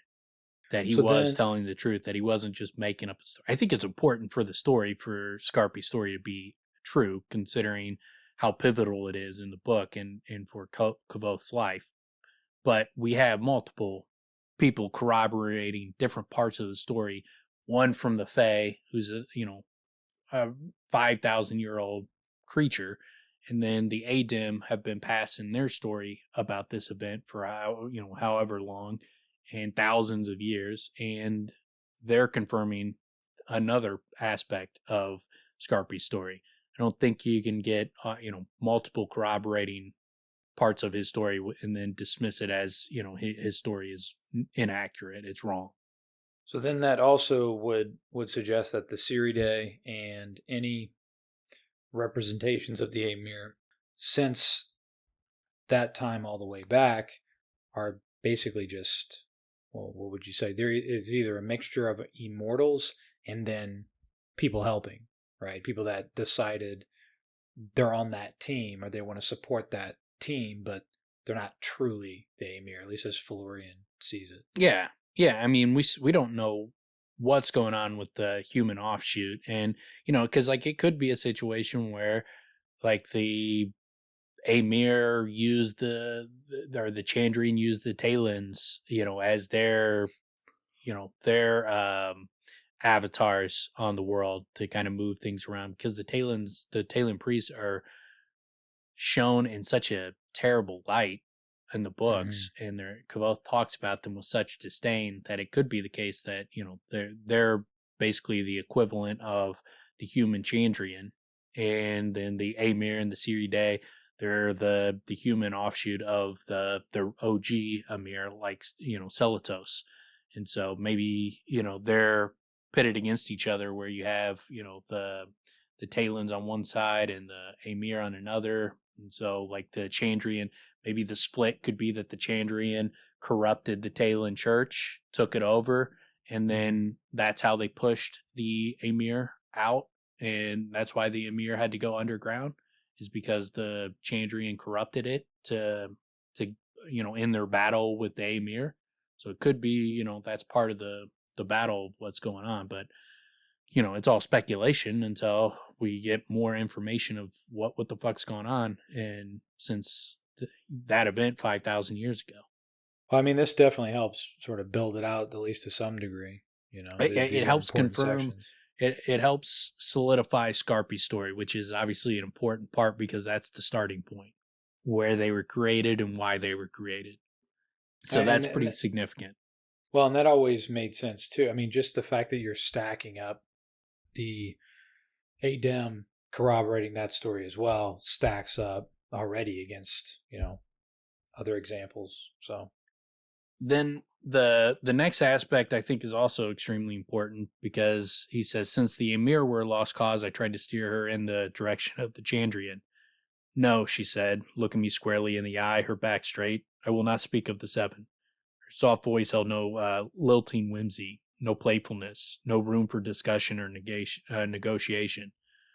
If this godlike creature, this immortal being, is terrified to speak of the seven, and she will not speak of them or talk of them after she was just discussing the Amyr, who would obviously also be extremely powerful non-humans, then that says something, because she goes to extreme lengths to demonstrate how unwilling she is to talk about them.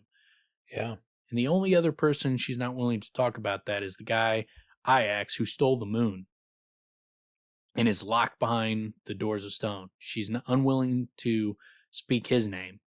But with the Chandrian, she's not even willing to talk about them, not their story. She's not even like, we just don't say their names. She's like, no, I will not speak of them, period. I think probably the difference is that Iax is locked behind the doors of stone. So there's a buffer zone, whereas the Chandrian are out in the world. And she will not speak of them, period. So that's a very, that lends credence towards the fact that they are the bad guys, which I think, is pretty clear to me that they are, at least they are bad people, bad. Yeah. What they do is wrong, whether, they're pure evil or not. I think that it's likely that they have their own reasons for why they do what they do, but, some of the aspects of what they do is just evil. Like murdering innocent people is evil, regardless of your reasons.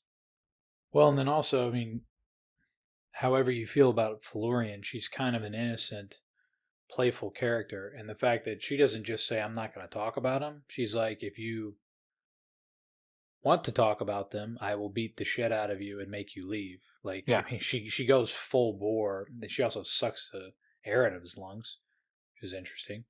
But she gets dead fucking serious and brings it down on him, where it's like, no, bro, that's not happening. This is not going down. And I like the aspect where he's like, for the first time since our initial conflict, I felt a trickle of icy fear sweep over me. She was so slight and lovely, it was easy to forget what she truly was. And then he pushes on it, and then she kisses him and then pulls away, and she goes, my sweet love, if you ask of the seven again in this place, I will drive you from it. No matter if you're asking firm or gentle, honest or slantways, if you ask, I will whip you forth from here with a lash of brambles and snakes. I will drive you before me, bloody and weeping, and will not stop until you are dead or fled from the Fae. And, then she didn't look away from me as she spoke, and though I hadn't looked away or seen them change, her eyes were no longer soft with adoration. They were dark as storm clouds, hard as ice. I do not jest. I swear this by my flower and the ever-moving moon. I swear it by salt and stone and sky. I swear this singing and laughing by the sound of my own name. She kissed me again, pressing her lips to mine tenderly. I will do this thing. And, he's like, that was the end of it. I might be a fool, but I'm not that much of a fool. Like why, if they are like just misunderstood, why does Felurian misunderstand them to such a degree? She would have been there for the events. That to me is one of the, I don't want to say it's full. It's maybe strange as to, it is strange. It's a very strange, I get it. There's always an allure to saying, well, it's the opposite. Whatever the case may be. It's going to be it's completely misunderstood. The twist of all twists. That's a ridiculous twist. It's a ridiculous twist, especially the example you keep using that I think is so solid is Cinder's literally making fun of him as his parents are dead. And he's poking fun at him. And they're all laughing about it. Yeah, this stuff with Felurian, the way they talk of the Chandrian is no joke, man. Aventhy. The way they talk of Chandrian it's not like they're misunderstood. Everybody's petrified. Yeah, they don't earn and it goes just for the hell of it. Yeah, and it goes back to what Aventhy said early on. He was like, if one person tells you to stay out of the woods, there's something in the woods, are you going to listen to him? No, he's probably a foolish idiot. Okay, what if 2 people. No. What if every single person in the town tells you to not go in the woods? There's a monster in the woods. It's like, even if it's not a monster, something dangerous is happening with the Chandrian.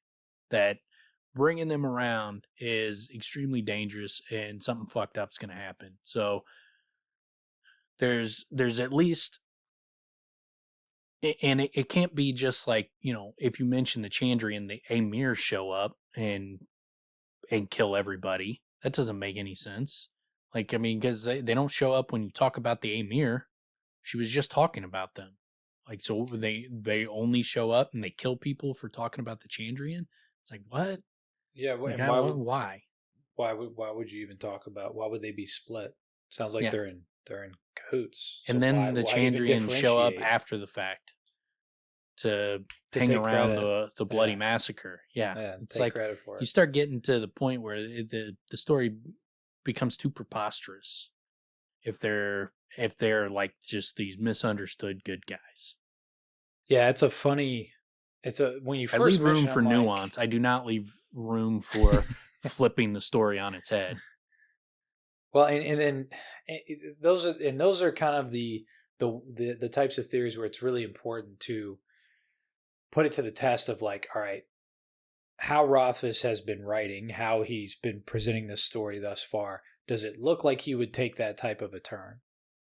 Is it bettering the story, or is it just a twist for the absurdity of twists? Because you're head faking everybody. It's literally, it's like almost like trolling the audience just to like, haha, I gotcha. It's cheap as shit, man. Yeah, for sure. All these words, all these pages, all these years, just to head fake everybody. But yeah, and then so she starts telling him other stories about the Fae. We get little pieces of information that don't make much sense without context or further details. But one of the parts that's interesting is he's like, still, I learned things from these stories, 1,000 small scattered facts about the Fae, the names of the courts, old battles, and notable persons. I learned you must never look one of the Theana with both eyes at once, and that a gift of a single sinus fruit is considered a terrible insult if given to one of the Belladari. So the fact that Elodin's got the eyes that are mentioned, like Felurian, he knows what a shade is. He knows the Adam hand talk. He's got crazy magical ability. He also gave Ari a single sinus fruit. Like, these are all indications that give one, it shows at least that Elodin probably has a decent knowledge of the Fae. It's not like his nips aren't blown off when Kvothe, says he went to the Fae. He just wants to hear the fucking story. And so it's not throwing him off his stride. So it seems like he at least has, a good amount of information on it. And so he's different. He's more different than just, he's a badass with naming. He's different in his experience with the world and what he has knowledge of. Because I'm betting him has not been to the Fae and doesn't know jack shit about it. I doubt, him and Elodin are on the same tip on that front. No, I don't think so. And it does seem like, I don't know, it seems like it's rather an eye-opening sort of experience. I mean, I don't know. That's the sort of the impression I get. Elodin is definitely wide open. Yeah, and he's a very different dude, that's for sure. And it seems like most people, my expectation is, although it seems a bit odd to be at the university, but what I was going to say was that him would almost be like, he talks shit about someone who believes in the Fae. Yeah. Although, I don't know. Again, at the university, you'd think he's got to have some education, but he's such a prick. It's hard to, it's easier to imagine that he would still be just like stonewalled against. Well, I mean, like right off the bat in his first class, he says like, it names a bunch of things that actually exist and says none of these are real. Storybook magic doesn't exist. And it's like, no, almost everything you mentioned there exists. And the other things, it's not confirmed that they don't exist. We don't know. They might. But and the other fact though is that he gave Ari that single sinus fruit. It could be that Elodin was testing Ari to see. He's trying to see, are you one of the Belladari? Like he's trying to see if she's from the Fae. Could be. That's what he's doing. It seems unlike Rothfuss to just, it's a coincidence that Elodin gave her a single sinus fruit, and then shortly, like a couple sections later of the book, we find out that a single sinus fruit is a great insult to someone from, this particular group from the Fae. Seems like maybe that was Elodin trying to discern information. It's an interesting way to do it, because that would be like getting a rise out of her. Yeah, and getting her to fucking spill the beans on who she is, where she's from. Yeah. So I think it could be that he was testing her to try to see, if she is one of the Belladari. But he also says, here's the one thing I learned from these stories. The Fae are not like us. This is endlessly easy to forget because many of them look as we do. They speak our language, they have 2 eyes, they have hands, and their mouths make familiar shapes when they smile. But these things are only seemings. We are not the same. I've heard people say that men and the Fae are as different as dogs and wolves. While this is an easy analogy, it is far from true. Wolves and dogs are only separated by a minor shade of blood. Both howl at the night. If beaten, both will bite. No, our people and theirs are as different as water and alcohol. In equal glasses, they look the same. Both liquid, both clear, both wet after a fashion, but one will burn, the other will not. This has nothing to do with temperament or timing. These two things have behave differently because they are profoundly, fundamentally not the same. The same is true with the humans and the Fae. We forget it at our peril. That the way he states that, it almost sounds like they're gonna go to war with the Fae, or like there's not understanding their differences could lead to, peril, basically. Yeah. Well, I mean, I think he probably runs into some shit in the Fae when he meets Bast. I think that's, he's gonna get more of a taste of the Fae and the courts and all that kind of shit in the book 3. And I think they are different, and we see it with Bast with the, if you lead my master astray, I'll pull your guts out and string them to a lute and make you play, an instrument with your guts hanging out of you. Like they go, and Felurian has a very childlike, innocence, but that innocence also would lead her to completely wreck your mind and leave you a broken mess. And if it kills you, it kills you. And she wouldn't think twice about it. And she'd go get the next dude. So they're not the same. They don't have the same values at all, or, and they're not humans. Like Bast is a satyr. Like he's got like a goat body underneath. Yeah, it seems they have certain traits that make them look human, but yeah, they're more like animals. Like they're that approach is more animalistic, where it's very basic. It's like you said, if they get their way, they can ruin someone, but that's just their way. Yeah, so it's very not like similar it's to like a vampire to human, kind of comparison when you see like those kind of stories. Whereas they look the same, but they're not. But yeah, that's all I got on 99. Yeah, I guess. Yeah. All right, so chapter 100 is titled Shade, and he goes, in this chapter, it's where Felurian takes him. She decides he needs something to protect him, and so she decides she's going to make a shade for him. So she takes him through the Fae and gets him the shadow cloak. Yeah, I mean, this is definitely where we get huge differences of the Fae itself, like the structure of it, what it looks like, I don't know if days are the right way to describe it, but kind of how they have a lack of time or how it sort of works there. A lot of that stuff is all up in here. So, I mean, it's big on like the world building in that sense.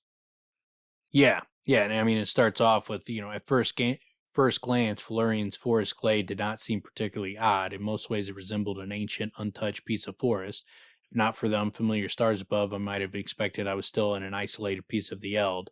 And he's like, since I had left my mercenary companions, I'd slept perhaps a dozen times, but despite this, the sky above Felurian's pavilion remained the deep purpling blue of summer dusk and showed no signs of changing. So, when we've talked about like that, the time of day, the sky does not change. So it's not a rotation going on there. They're like their own, it's like a snow globe, type of thing where it's like the sky is painted on, and it's a a painting rather than an actual. They're not really on a rotating globe around a sun. It's a completely different thing. Yeah, it's almost like the shops inside, Planet Hollywood in Vegas. Mm-hmm. It's like that. Yeah, it's exactly the same thing. Like where you walk around there. Except for it's always bright daylight all day long in those places. Well, it's kind of like a sunset sky, I think, if I remember right. And I don't remember what they call that little area where you can shop in that area, but yeah, it's like that. It's like Vegas. Yep. Yeah, that's what the Fae in Vegas sound exactly the same. The part that in particular for me that I thought, I don't know if I'm skipping ahead here, but the part that for me I thought was so interesting and really fucking great is the feeling of like the world is aware of your presence. Mm-hmm. Or it's kind of like, they describe it, the way he describes it is like in the Medica, spending time around unconscious patients and being in a room with a sleeping person. Even if they're asleep, it's still like there's something in the room. There's a person in that room. But again, even if they're asleep, it's still, there's a feeling. And he kind of describes it as like the feeling you get in the Fae. But then as we move through the chapter, that sort of thing gets stronger in certain ways. Pretty cool. Yeah. Yeah, and he's also, one of his like concerns that he's got in the back of his mind is because the sky isn't changing, none of this happening. He doesn't even know how long he's been there. And there's stories like people go in as kids and then they come out and they're old, or the world is aged. Everybody they knew when they came in is dead and gone by when they come out. So he doesn't even know how much time is passing in his world. So he doesn't know what he's going to come out to find.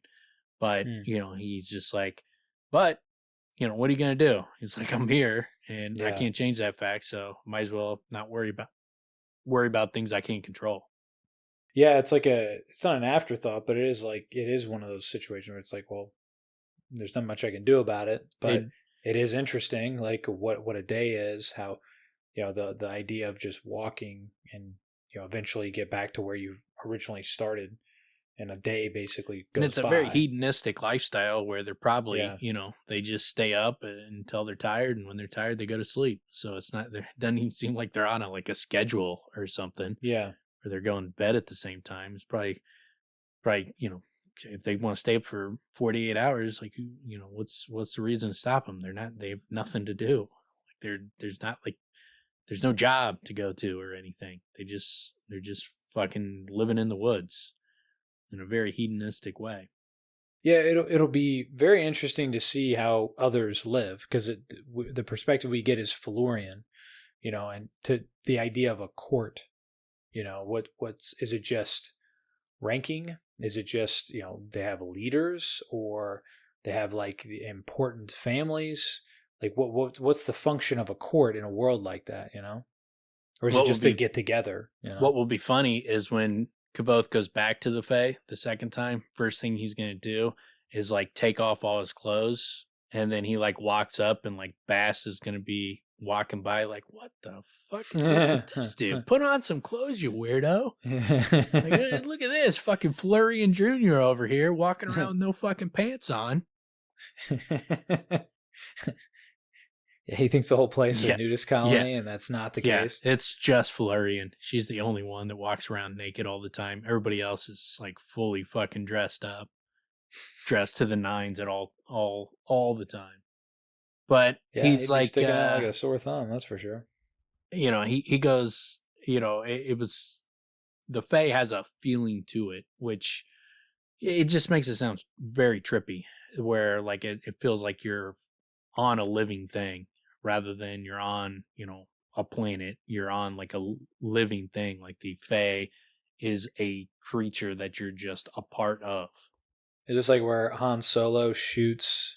Yeah. Shoots down into the thing. Yeah. It's not a cave. It's not a forest. But, he's like, the thought that I would eventually leave the Fae alive and unbroken was an unfamiliar one for Felurian, and I could tell it troubled her. Oh, tough shit. I'm getting out of here. And It's like I reassured her as best I could, but there are only so many ways that you can say the same thing, and perhaps 3 dozen times I'd said I will do my best to keep myself safe so I can come back to you. And, it's at this point where she decides she's going to make the cloak for him.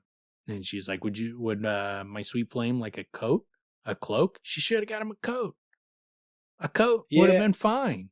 A dope-ass shade coat? Okay, it's the cloaks that are nerdy. I have a feeling. So I have a feeling here that, number one, Kvothe embellishes the story. Yeah. He was going to say what she said, which was not cloak. She didn't want to make him a cloak because she thinks he looks like a nerd in a cloak as well. For sure. She argued with him for... It was like there's probably like a month-long argument over that. I'm not making you a stupid cloak. I already got rid of your other dumbass cloak. That's why it's not here. I tossed that shit. As soon as I saw that on you, I ripped that off and threw it away. In the garbage. No more cloaks. I'll make you a coat. If you want a coat, I'll make you a coat. And he had to argue for a month to get her to agree to make him a cloak. Well, come on. I like little pockets. So many pockets. Well, yeah, that's what I was thinking from the way it was stated, was he had butchered it because she didn't make him a cloak. But I guess what you're saying is they argued about it, and then he convinced her. Yeah, he broke her down, and she finally made him a cloak just to shut him up. But yeah, and then so she was looking at his scars, and I like the fact she's like, "You're not good at keeping yourself safe, my Kvothe." He's like, "I do fairly well." It's kind of funny that the poor kid, right? The kid from Tarbean kind of comes out where he's like offended because it's like, oh fuck, she's kind of right. Yeah. Yeah. Yeah. And so she's like, "You are not a fire," she mused softly to herself, "yet you are all iron bitten. You are a sweet bird that cannot fly. No bow, no knife, no chain. You are a long walker. You find me in the wild at night. You are a deep knower, and bold, and young, and trouble finds you. Would my sweet poet like a shade? A what?" She paused as if considering her words. "A shadow." I smiled. "I already have one." Then I checked to make sure I was in the Fae after all. And yeah, then he looks and it's gone because she thinks cloaks are nerdy. But I like the way he writes, the way she speaks, and that, "You're a long walker. You find me at the wild at night. You're a deep knower, and bold and young, and trouble finds you." I like her. I like that whimsical, poetic side of her because it's not how anybody else talks through the books. Like Denna and Braden, they'll have some moments where they speak in verse, but hers is much more childlike and whimsical and playful than anybody else. So she's got a very distinctive voice. Yeah, and it really fits with this world, or it fits nicely into the world and the whole experience that we have in here. Yeah. I was wondering, the deep knower line, do you think she senses his bloodline? Like his... Well, I mean, he would have to be able to name her. So I think that's... To be able to name someone is it's harder to name someone than to name the wind. It seems like it would be much harder to name some 5,000-year-old immortal being like Felurian that you just met and you've known for 15 minutes. It's funny. It's almost like I expect the two of them to almost psychologically, almost not necessarily forget that happened, but almost like it was a drug-induced event. You know what I'm saying? Because it was so traumatic.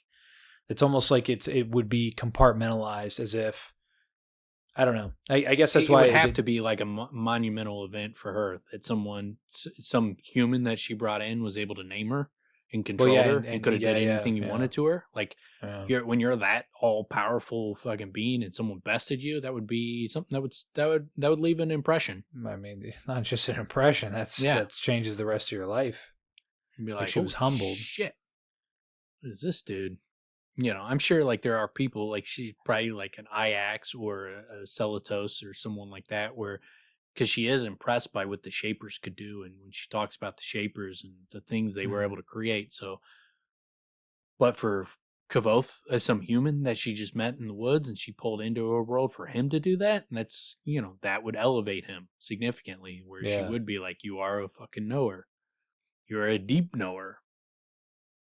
And even if he doesn't realize it yet, he's got that inside of himself.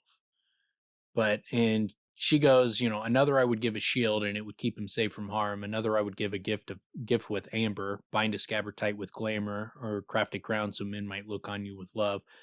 The amber is interesting because in Ari's story, she goes, there was her newfound ring of autumn gold. That was fine enough, surely, and it suited him, twice bright, but as a gift it was foreboding.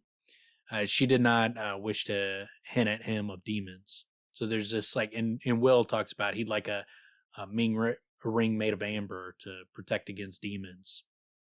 And so Felurian mentioning that some people she would give an amber ring, I think there is something to amber. And Kvothe talks about that one of his rings is amber, that when he goes off the list of rings that he has on his hands, one was amber. So I think he's going to get that ring from Ari, and I think there is significance to amber, similar to there's probably significance to copper. I don't think it keeps getting mentioned if there's not significance to it. So it sounds like, so would that be for fighting a demon? Maybe, yeah. Maybe it's something that would help him fight someone like a Cinder or something along those lines. I like know, but it keeps being brought up where it's probably something.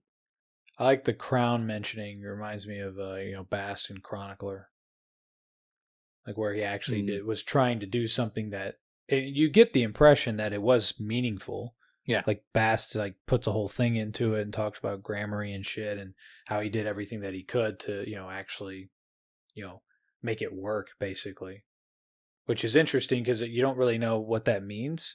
But according to this, it would make someone look at you with love, right? Is that what it mentions? That was her. It's like the crown he was making was to prevent a skin dancer from jumping into your body. Oh, yeah, that's right. Yeah, so he put a specific... his like magic was to do something different, but yeah, it sounds like she would have done one that made men, put him into a position of power. She should have fucking took that one. That would have helped him out a lot more than his nerd cloak. If he could have, overtaken King Roderick and been in power, he wouldn't have to be in hiding anymore. He could have got all the information he wanted. Which, something's got to happen with the Shade and in the third book, right? Because it saves his life. Saves his life almost right away. Like, I mean, when he leaves the Adem, he gets stabbed, and it would have killed him if it wasn't. Oh, that's right. Yeah. That's right. It's bulletproof. It's Teflon. Yeah, he just had like a little cut, but he should have been stabbed through. Should have been a gut wound that would have killed him.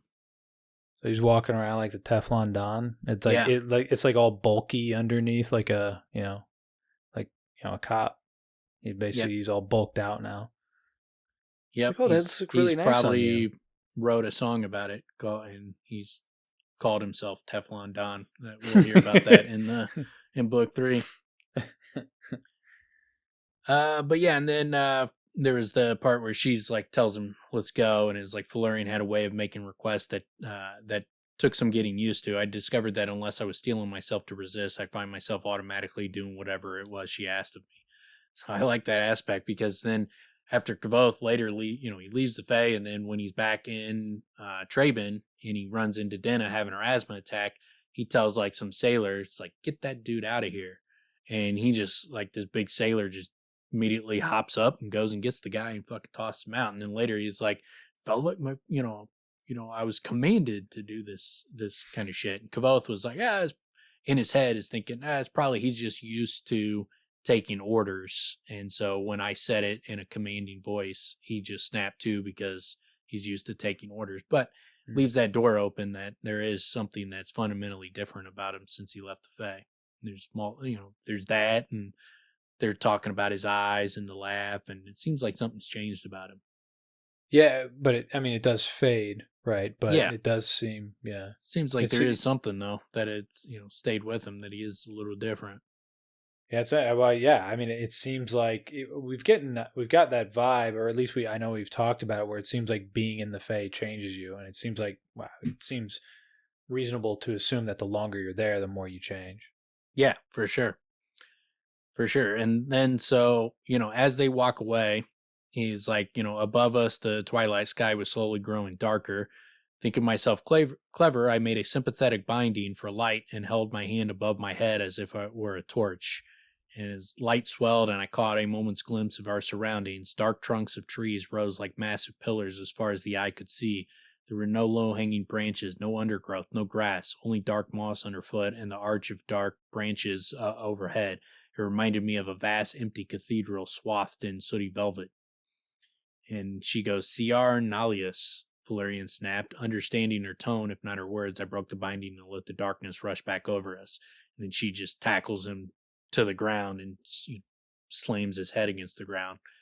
I'm real curious about what the hell's happening here, because this is one of these parts where it's written in a way where there's not a lot of clues to parse that we can understand at this point, through 2 books. Like, what the fuck is going on here? You could guess, you can make a lot, and there are people that make guesses, but it's hard to back anything up beyond just what you guess happens here, because it is some wild shit.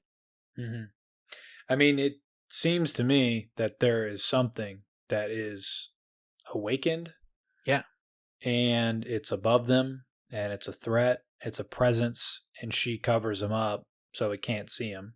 Yeah. Or sense him. Yeah. Right. And the fact that she even makes his heartbeat stop, that's what gets the thing to leave. Right. So I don't know if it's a demon. I don't know. Something's going on. Obviously, there's a real presence.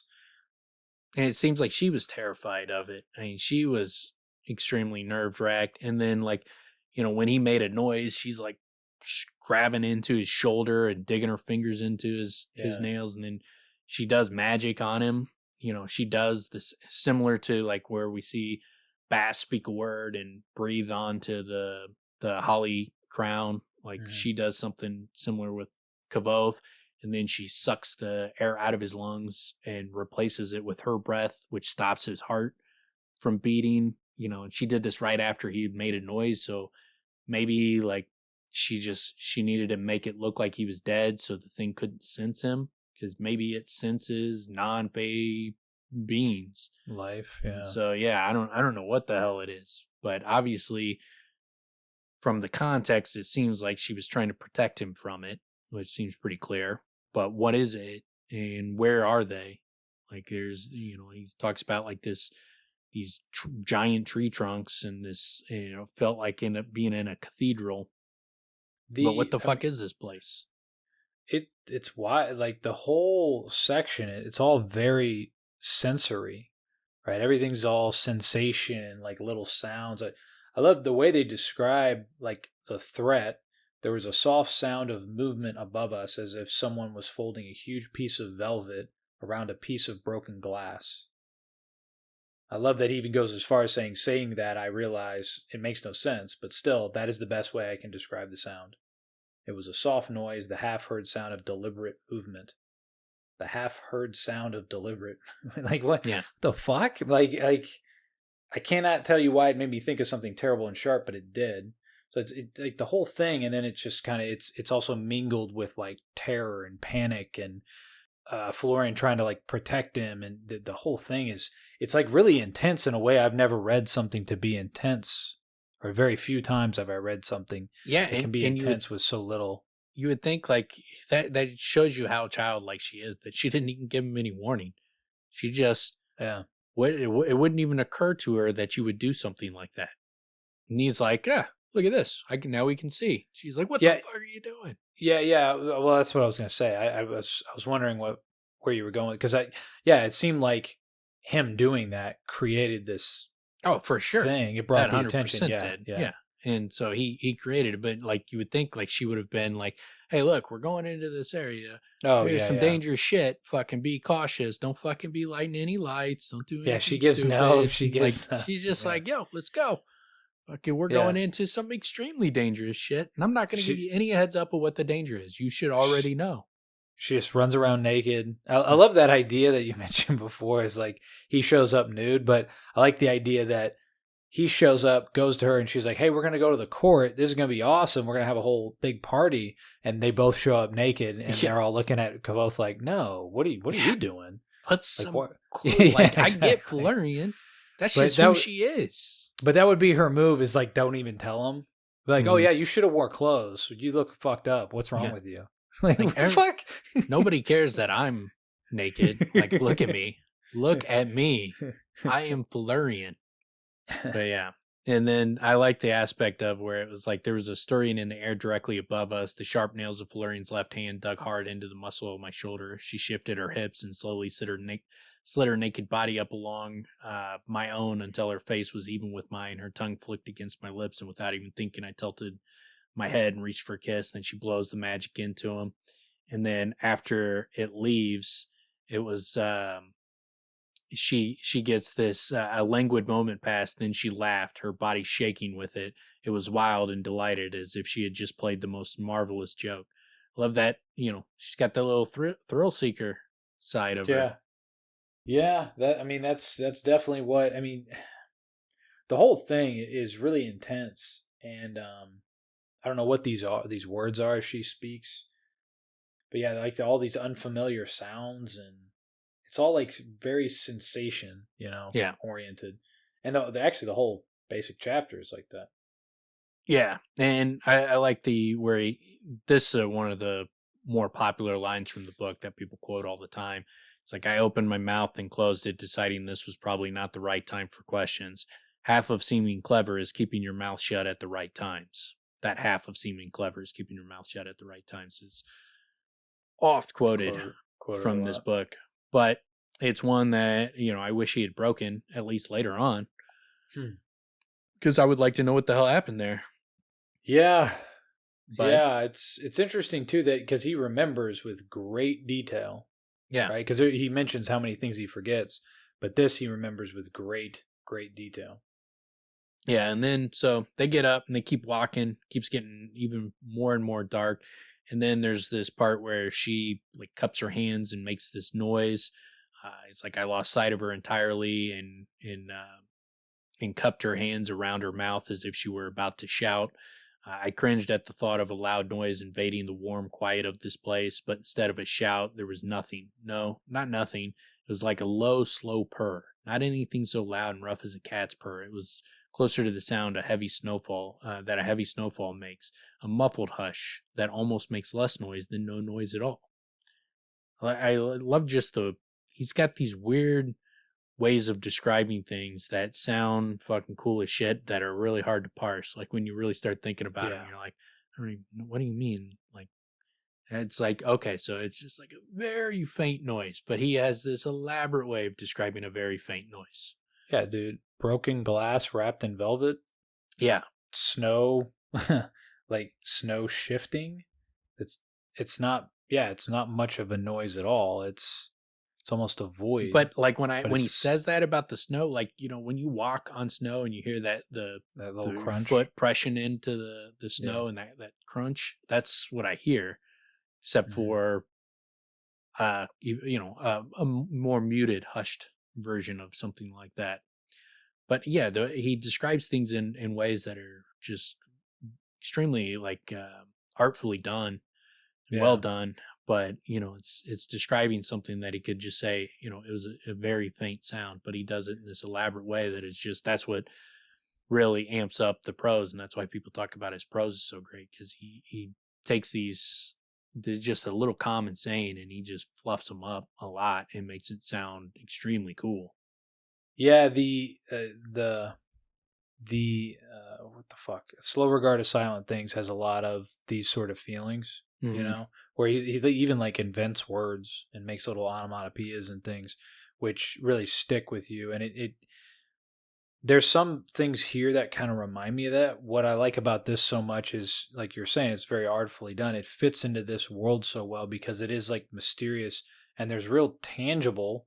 It's oddly untangible tangibles, right? It's very ASMR again, right? Yeah. It's very like pet the mic type shit going on with like the snow shift and stuff like that. With Slow Regard of Silent Things, there's more. It's a little bit more like tactile. It's more like the brass wheels and the keys and all that stuff, and a lot of shading, and then there's light and stuff like that. Here it's very much more like you can see moss and the outline of trees or something behind a shadow or through her hair or like the dappling of moonlight on her body, like stuff like that. It's very... He uses a lot of analogies and metaphors when he's describing the Fae, because it's like, and I think it's a good idea because he's trying to get across the point that it's very hard to describe. So you can't just, it's this. He's like, you got to dance around it because you can't really pin down what it is. So you have to use analogies and metaphors to kind of get it. Well, that's what he does a really cool job of using that. Whereas like with Slow Regard of Silent Things, it's more, he's doing cool things with the language. He's using unique words and it's a more expansive vocabulary type of project rather than a lot of analogies and metaphors. That's one of the great things about having a narrator, because it gives him the ability to say a sound of movement, folding a huge piece of velvet around a piece of broken glass. And then again, even going as far as saying that I realize that makes no sense, but that's the best way I can describe the sound. So even going as far as saying that doesn't really capture it, but that's the best I can do for you. It's like, damn, dude, it's like, talk about intangible. Yeah. He's like, it sounds weird, but trust me, it's not, I can't even explain how weird it is.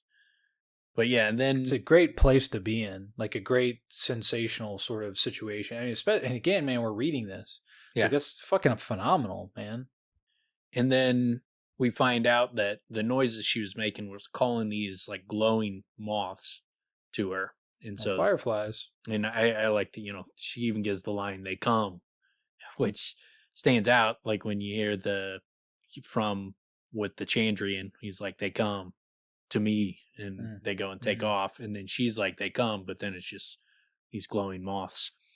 And then so this time she actually does give him a little warning, right? This time she actually tells him before something comes, before something arrives, unlike what she had been doing.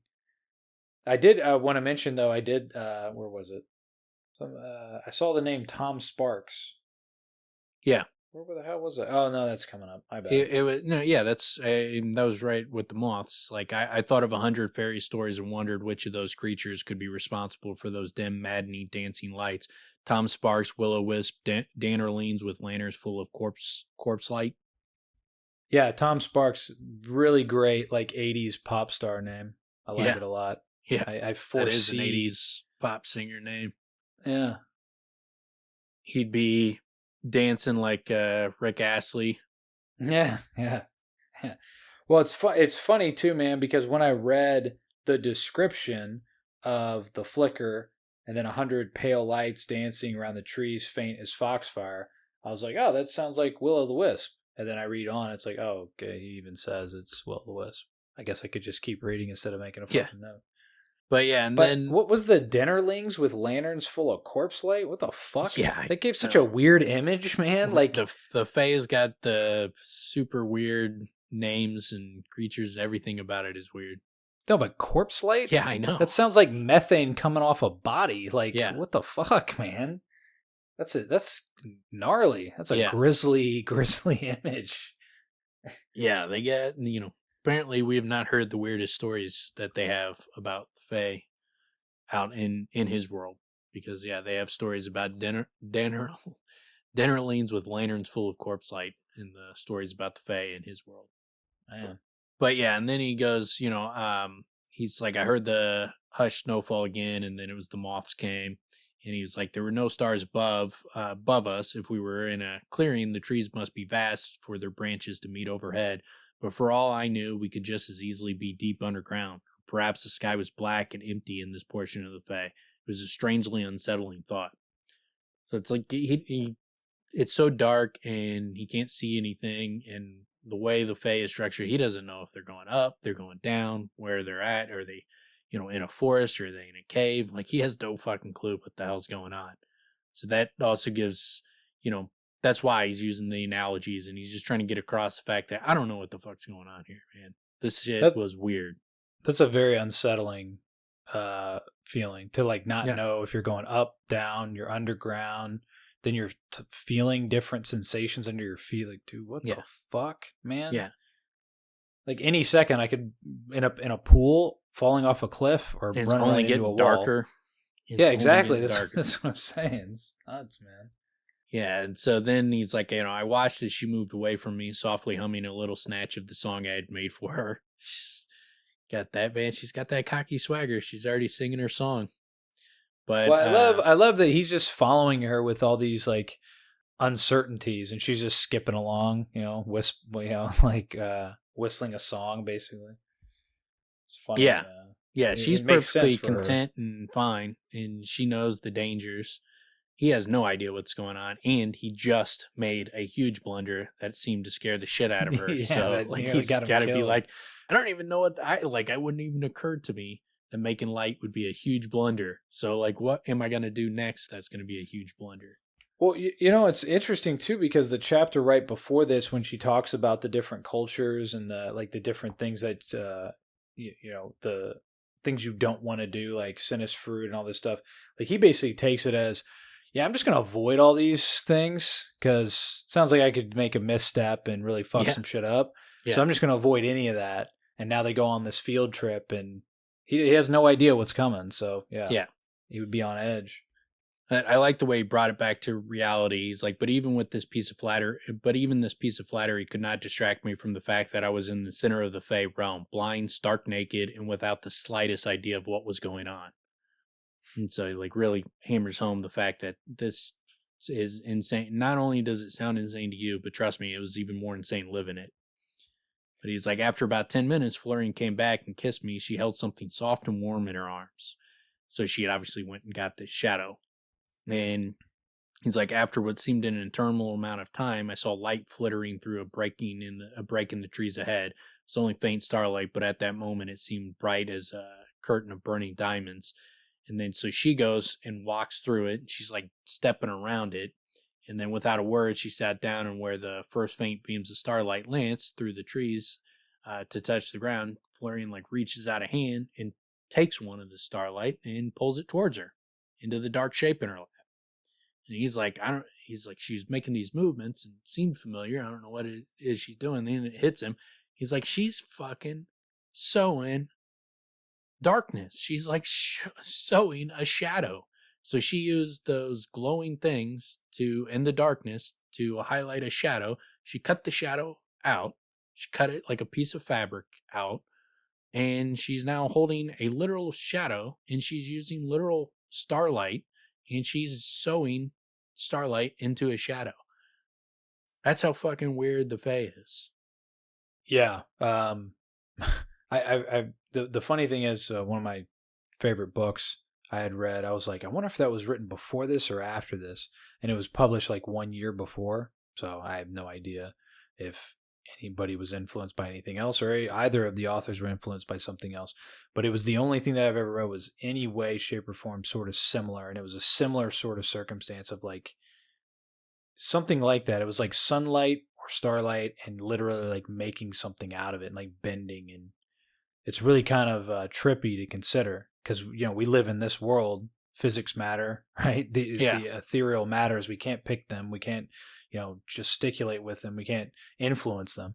But to be able to picture somebody doing it, it's really it's a fun thing to do with your mind. Visual trip. It's one of the cooler aspects of this little story is she's sewing with starlight. Realization came to be in a flood. Shade meant shadow.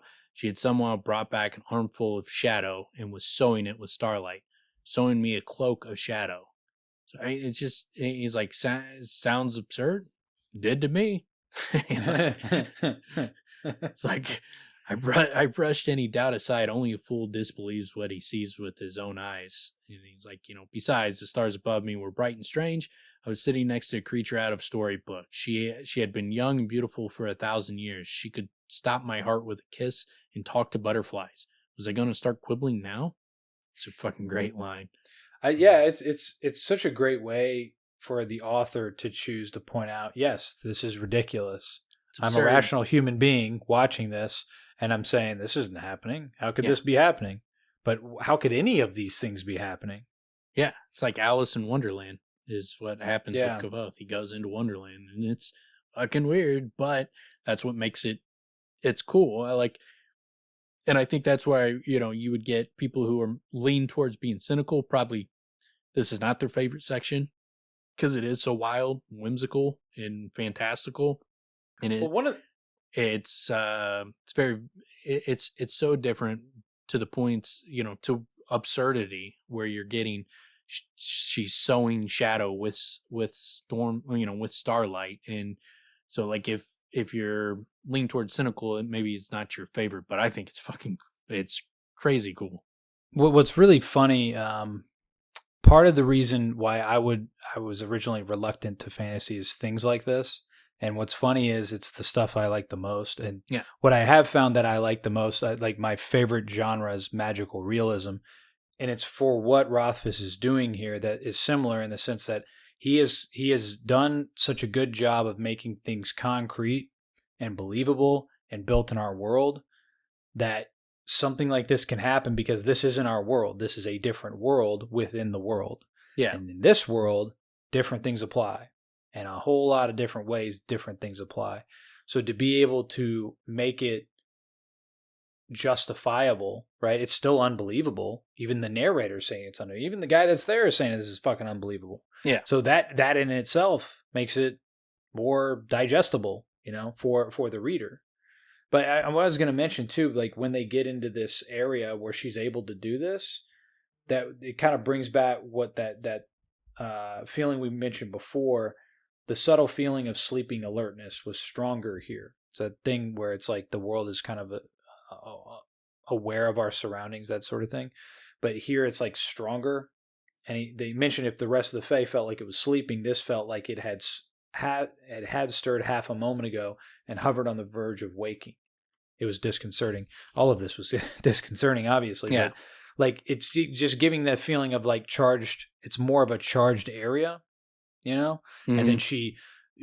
And then also when she does the starlight thing, she steps around it. It's like when she stepped around, it was almost like she can't touch this thing. Like what, like it would do something. Almost like, when you watch, I don't know, Mission Impossible or something, and they move out of the way of the laser beams that would set off an alarm. It sort of gave that sensation. But then she sat down and started not breaking, but manipulating it. Yeah.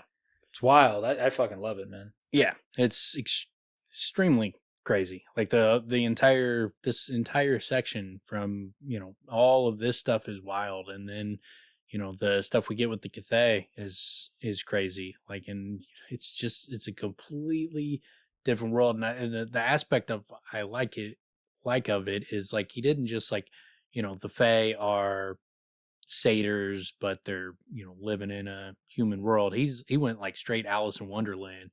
Like this is completely fucking different. Like it's unimaginably different. Yeah. Well, but again, he still gives us the building blocks. Yeah. Well, I mean, they look like you're humans. getting it from a person. Yeah. And you're getting it from a person who understands that what he's seeing is different. And he's not just accepting it as, normal things. He's pointing out like, dude, I don't fucking get it either, man. Yeah. Well, and the great thing is they look like humans, but they're not. It was moss and trees, but kind of not. It's like all these different elements where it's like, it was like a sky. It was like our sky, but it's not our sky. It was like our stars, but it's not our stars. So so just having something to build it on in our minds, but then knowing it's not that, right? Yeah. It's almost like the genius of how he describes Denna. Like he doesn't describe her really, right? He just gives us a couple little building blocks and we go from there. Perfect ears. What do perfect ears look like? For you, it's cauliflower ears. So he does a really good job of how he utilizes analogies, and like he allows you to kind of paint the picture. Like here's basically what it is. You fill in the fucking blanks, and you can see it for what you think it is after that. But it gives you kind of just like the basics with a little analogy or metaphor. Well, and what's so great about it too, the kind of the backdrop is, it's not believable.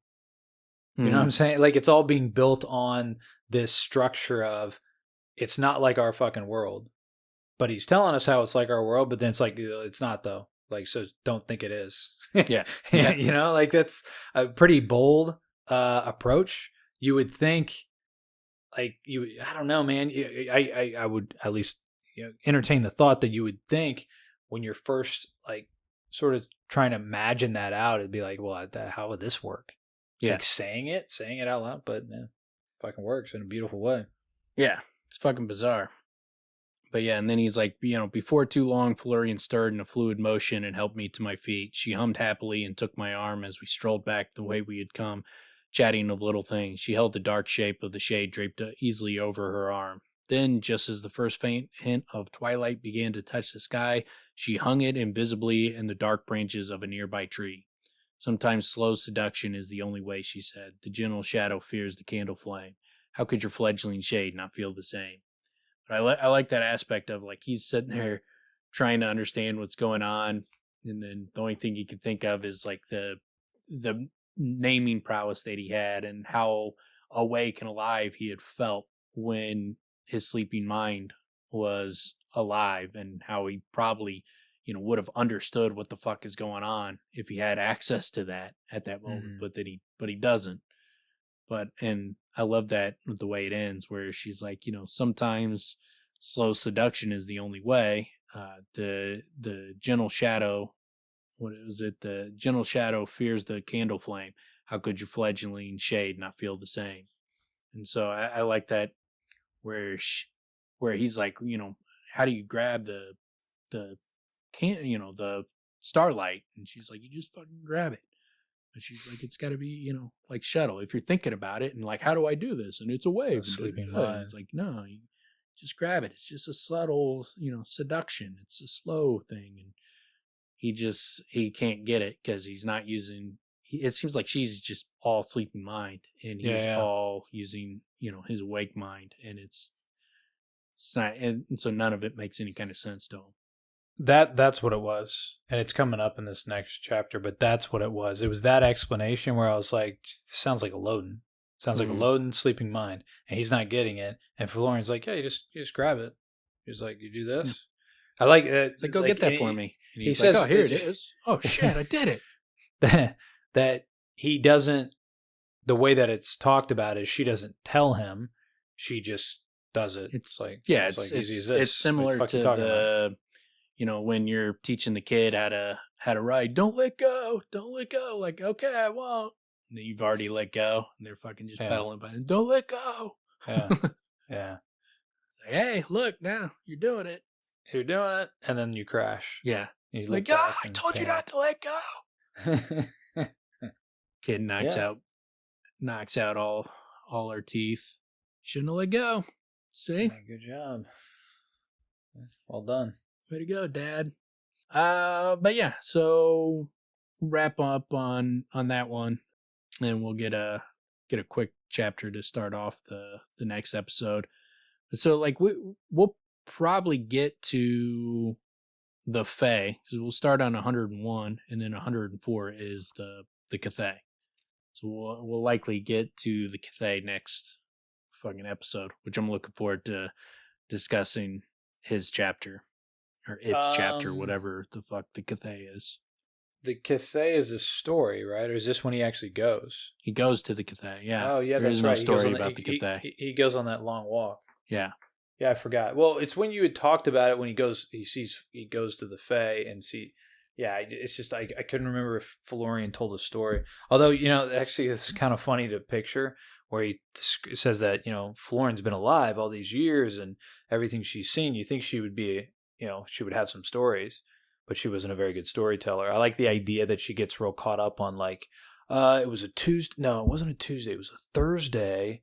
And we went, where were we going? We weren't going to Ralph's. No, we were going to, it's like, dude, what? Just get on with the fucking story. I don't care about your fucking details. But I like picturing, like, she's like that bad of a storyteller. So it seems like it's the opposite, where like she's sitting there telling a story and like name dropping, and then he's like, "Whoa, hold on, who's that?" She's like, "Dude, it's Ricky Bobby. You know Ricky Bobby. Everybody knows Ricky Bobby. Like, what are you talking about? Like, just stop. Let me finish my fucking story. Stop interrupting." Yeah, the problem is she has no details, right? Yeah. It's just like, well, the details don't make any sense to him.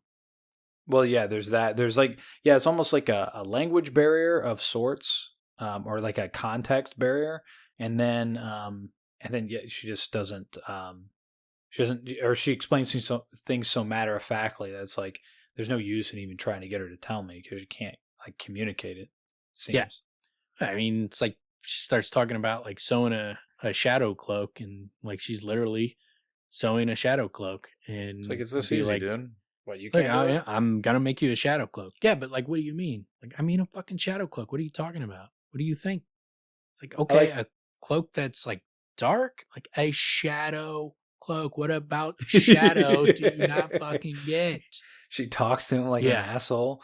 Yeah. I like the idea that also when he sits down next to her and he's like humbled by the fact that she's capable of doing all these things effortlessly, he's like trying to do it and she just laughs at him like, you idiot. Yeah. You can't do anything. Yeah. Here, give me that. You moron. Hey, just like, go sit in the corner. Like, go grab that starlight. He's sitting there like reaching for it. Like, look at you. You look like a fool. You look like a total fool. She's being such a dick. Yeah, the funny thing is, though, we were talking about how she's like a kid. Kids are totally like that. Oh, yeah, 100%. Totally like that. Till they finally realize, like, hey, man, that's like mean. Yeah. Like, can you picture how that's mean? She kind of does that with him with the Kvothe when she's like, you talk to the Kvothe? Only a Dinnerling would talk to the Kvothe. You fucking stupid. Well, then, yeah, Bass reaction. Yeah. Jesus. Yeah. How about a warning? Like, at one point, like, clearly, like, you saw me with the light. I don't know what the fuck I'm doing here. Yeah. Like, so maybe tell me about some pitfalls, some, like, do's and don'ts of the Fae. So perhaps this is, this again, another thing you were talking about with Loden, right? He's teaching with no instruction, right? He's not giving you the instruction. He's giving you, or he's basically like showing you the metaphor without connecting it to the actual lesson plan, right? So Kvothe learns what the hell he was doing a year and a half later or whatever, right? So Felurian, similarly, it's like, hey, here we are. Let's go have fun. And, you know, don't tell you anything about, oh, there's this thing that might kill all of us.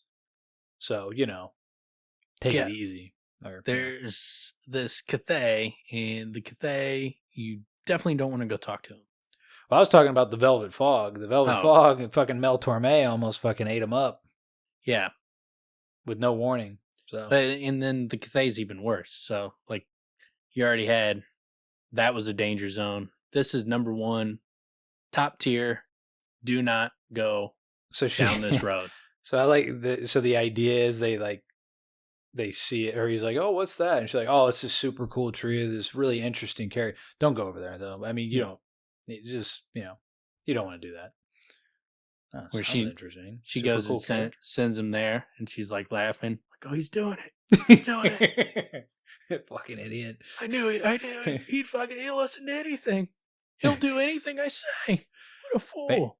Maybe that is. You said she's thrill seeker, right? Yeah. She likes it. So yeah, maybe that's her whole thing is just to spin him off. You know, oh, you're going to leave the Fae? You're going to leave the Fae a walking disaster. Has him go into the Velvet Fog with lights on and then goes over to the Kvothe. Like, good luck with that one. Nobody makes it out of this shit alive. But yeah, so I think we'll wrap it up there, and then we'll be back next week with more of the weird ass Fae. And the happy prankster that is Felurian. The happy prankster Felurian. Be playing mean pranks on Kvothe, send him to the Kvothe to ruin his life. Yeah, it's weird he didn't talk about how she kept tripping him as they were running around. She kept tripping him, laughing at him, pushing him over fucking toadstools and shit. Just completely bullying him. He left that part out because he didn't want to look like a punk. That's pretty funny. Like maybe even like their their intercourse even. She's literally like bullying him. Yeah. The whole time, all of it. She's bullying him through everything. It. Yeah. But he wraps it up in his own mind. It's like, oh yeah, it was great. Yeah, she was really, Thousand Hands and Thunder Thrust and the Willow's Wisp. She's whipping him. Yeah, It's like a dominatrix type thing. He's like, "Is this how you do it? Is this? I thought it." Everybody runs into is like, "Damn, dude, you're doing some Kiki shit." Yeah, she sends me out there. Like, what the fuck? It was like he learned all his sex moves from Pornhub, and he comes out there, and all the girls are like, "What the fuck is wrong with you?" Well, wait, but it is that? It is like that with Penth or whoever, right? Where she's like, "Yeah, stop with all the hands. What the fuck?" No, that was Vachette. Yeah, Vachette wasn't into it. She was just like, "Yeah, dude, let's just fucking go. Let's get this show on the road." Do you know the hip thrust? Let's just do the hip thrust. You know, missionary. Let's just do that. Dude, the way you're doing, stop with all the hands. I don't think you know how to do it. Like, I've got this down. Like, I can knock this out in like 30 seconds. The way you're going, this is going to take like 30 minutes. We'll be here forever. I like that. Yeah. So, well, actually, that kind of makes sense because in their culture, you know, it's kind of like, you know, the women kind of run shit. Yeah. So I like the idea that Vachette's like, let's just bang this out. I don't know what all this foreplay shit is. Like, let's just go. Come on, dude. I'm trying to get, you know, trying to break my record here. Stop playing around, dude. Yeah. Get your hands off of me. It's the fucking Dave Chappelle. That's one of my favorite stand-ups. So good. I don't know about you. I don't know what you were doing. I was fucking. It's not my fault. You got different sex goals. I'm trying to break my record. When I come right on time. Every time. Yeah, every single time. Yeah. Fucking hilarious bit. Yeah, but all right, we will see you guys next week. So peace out. Yep.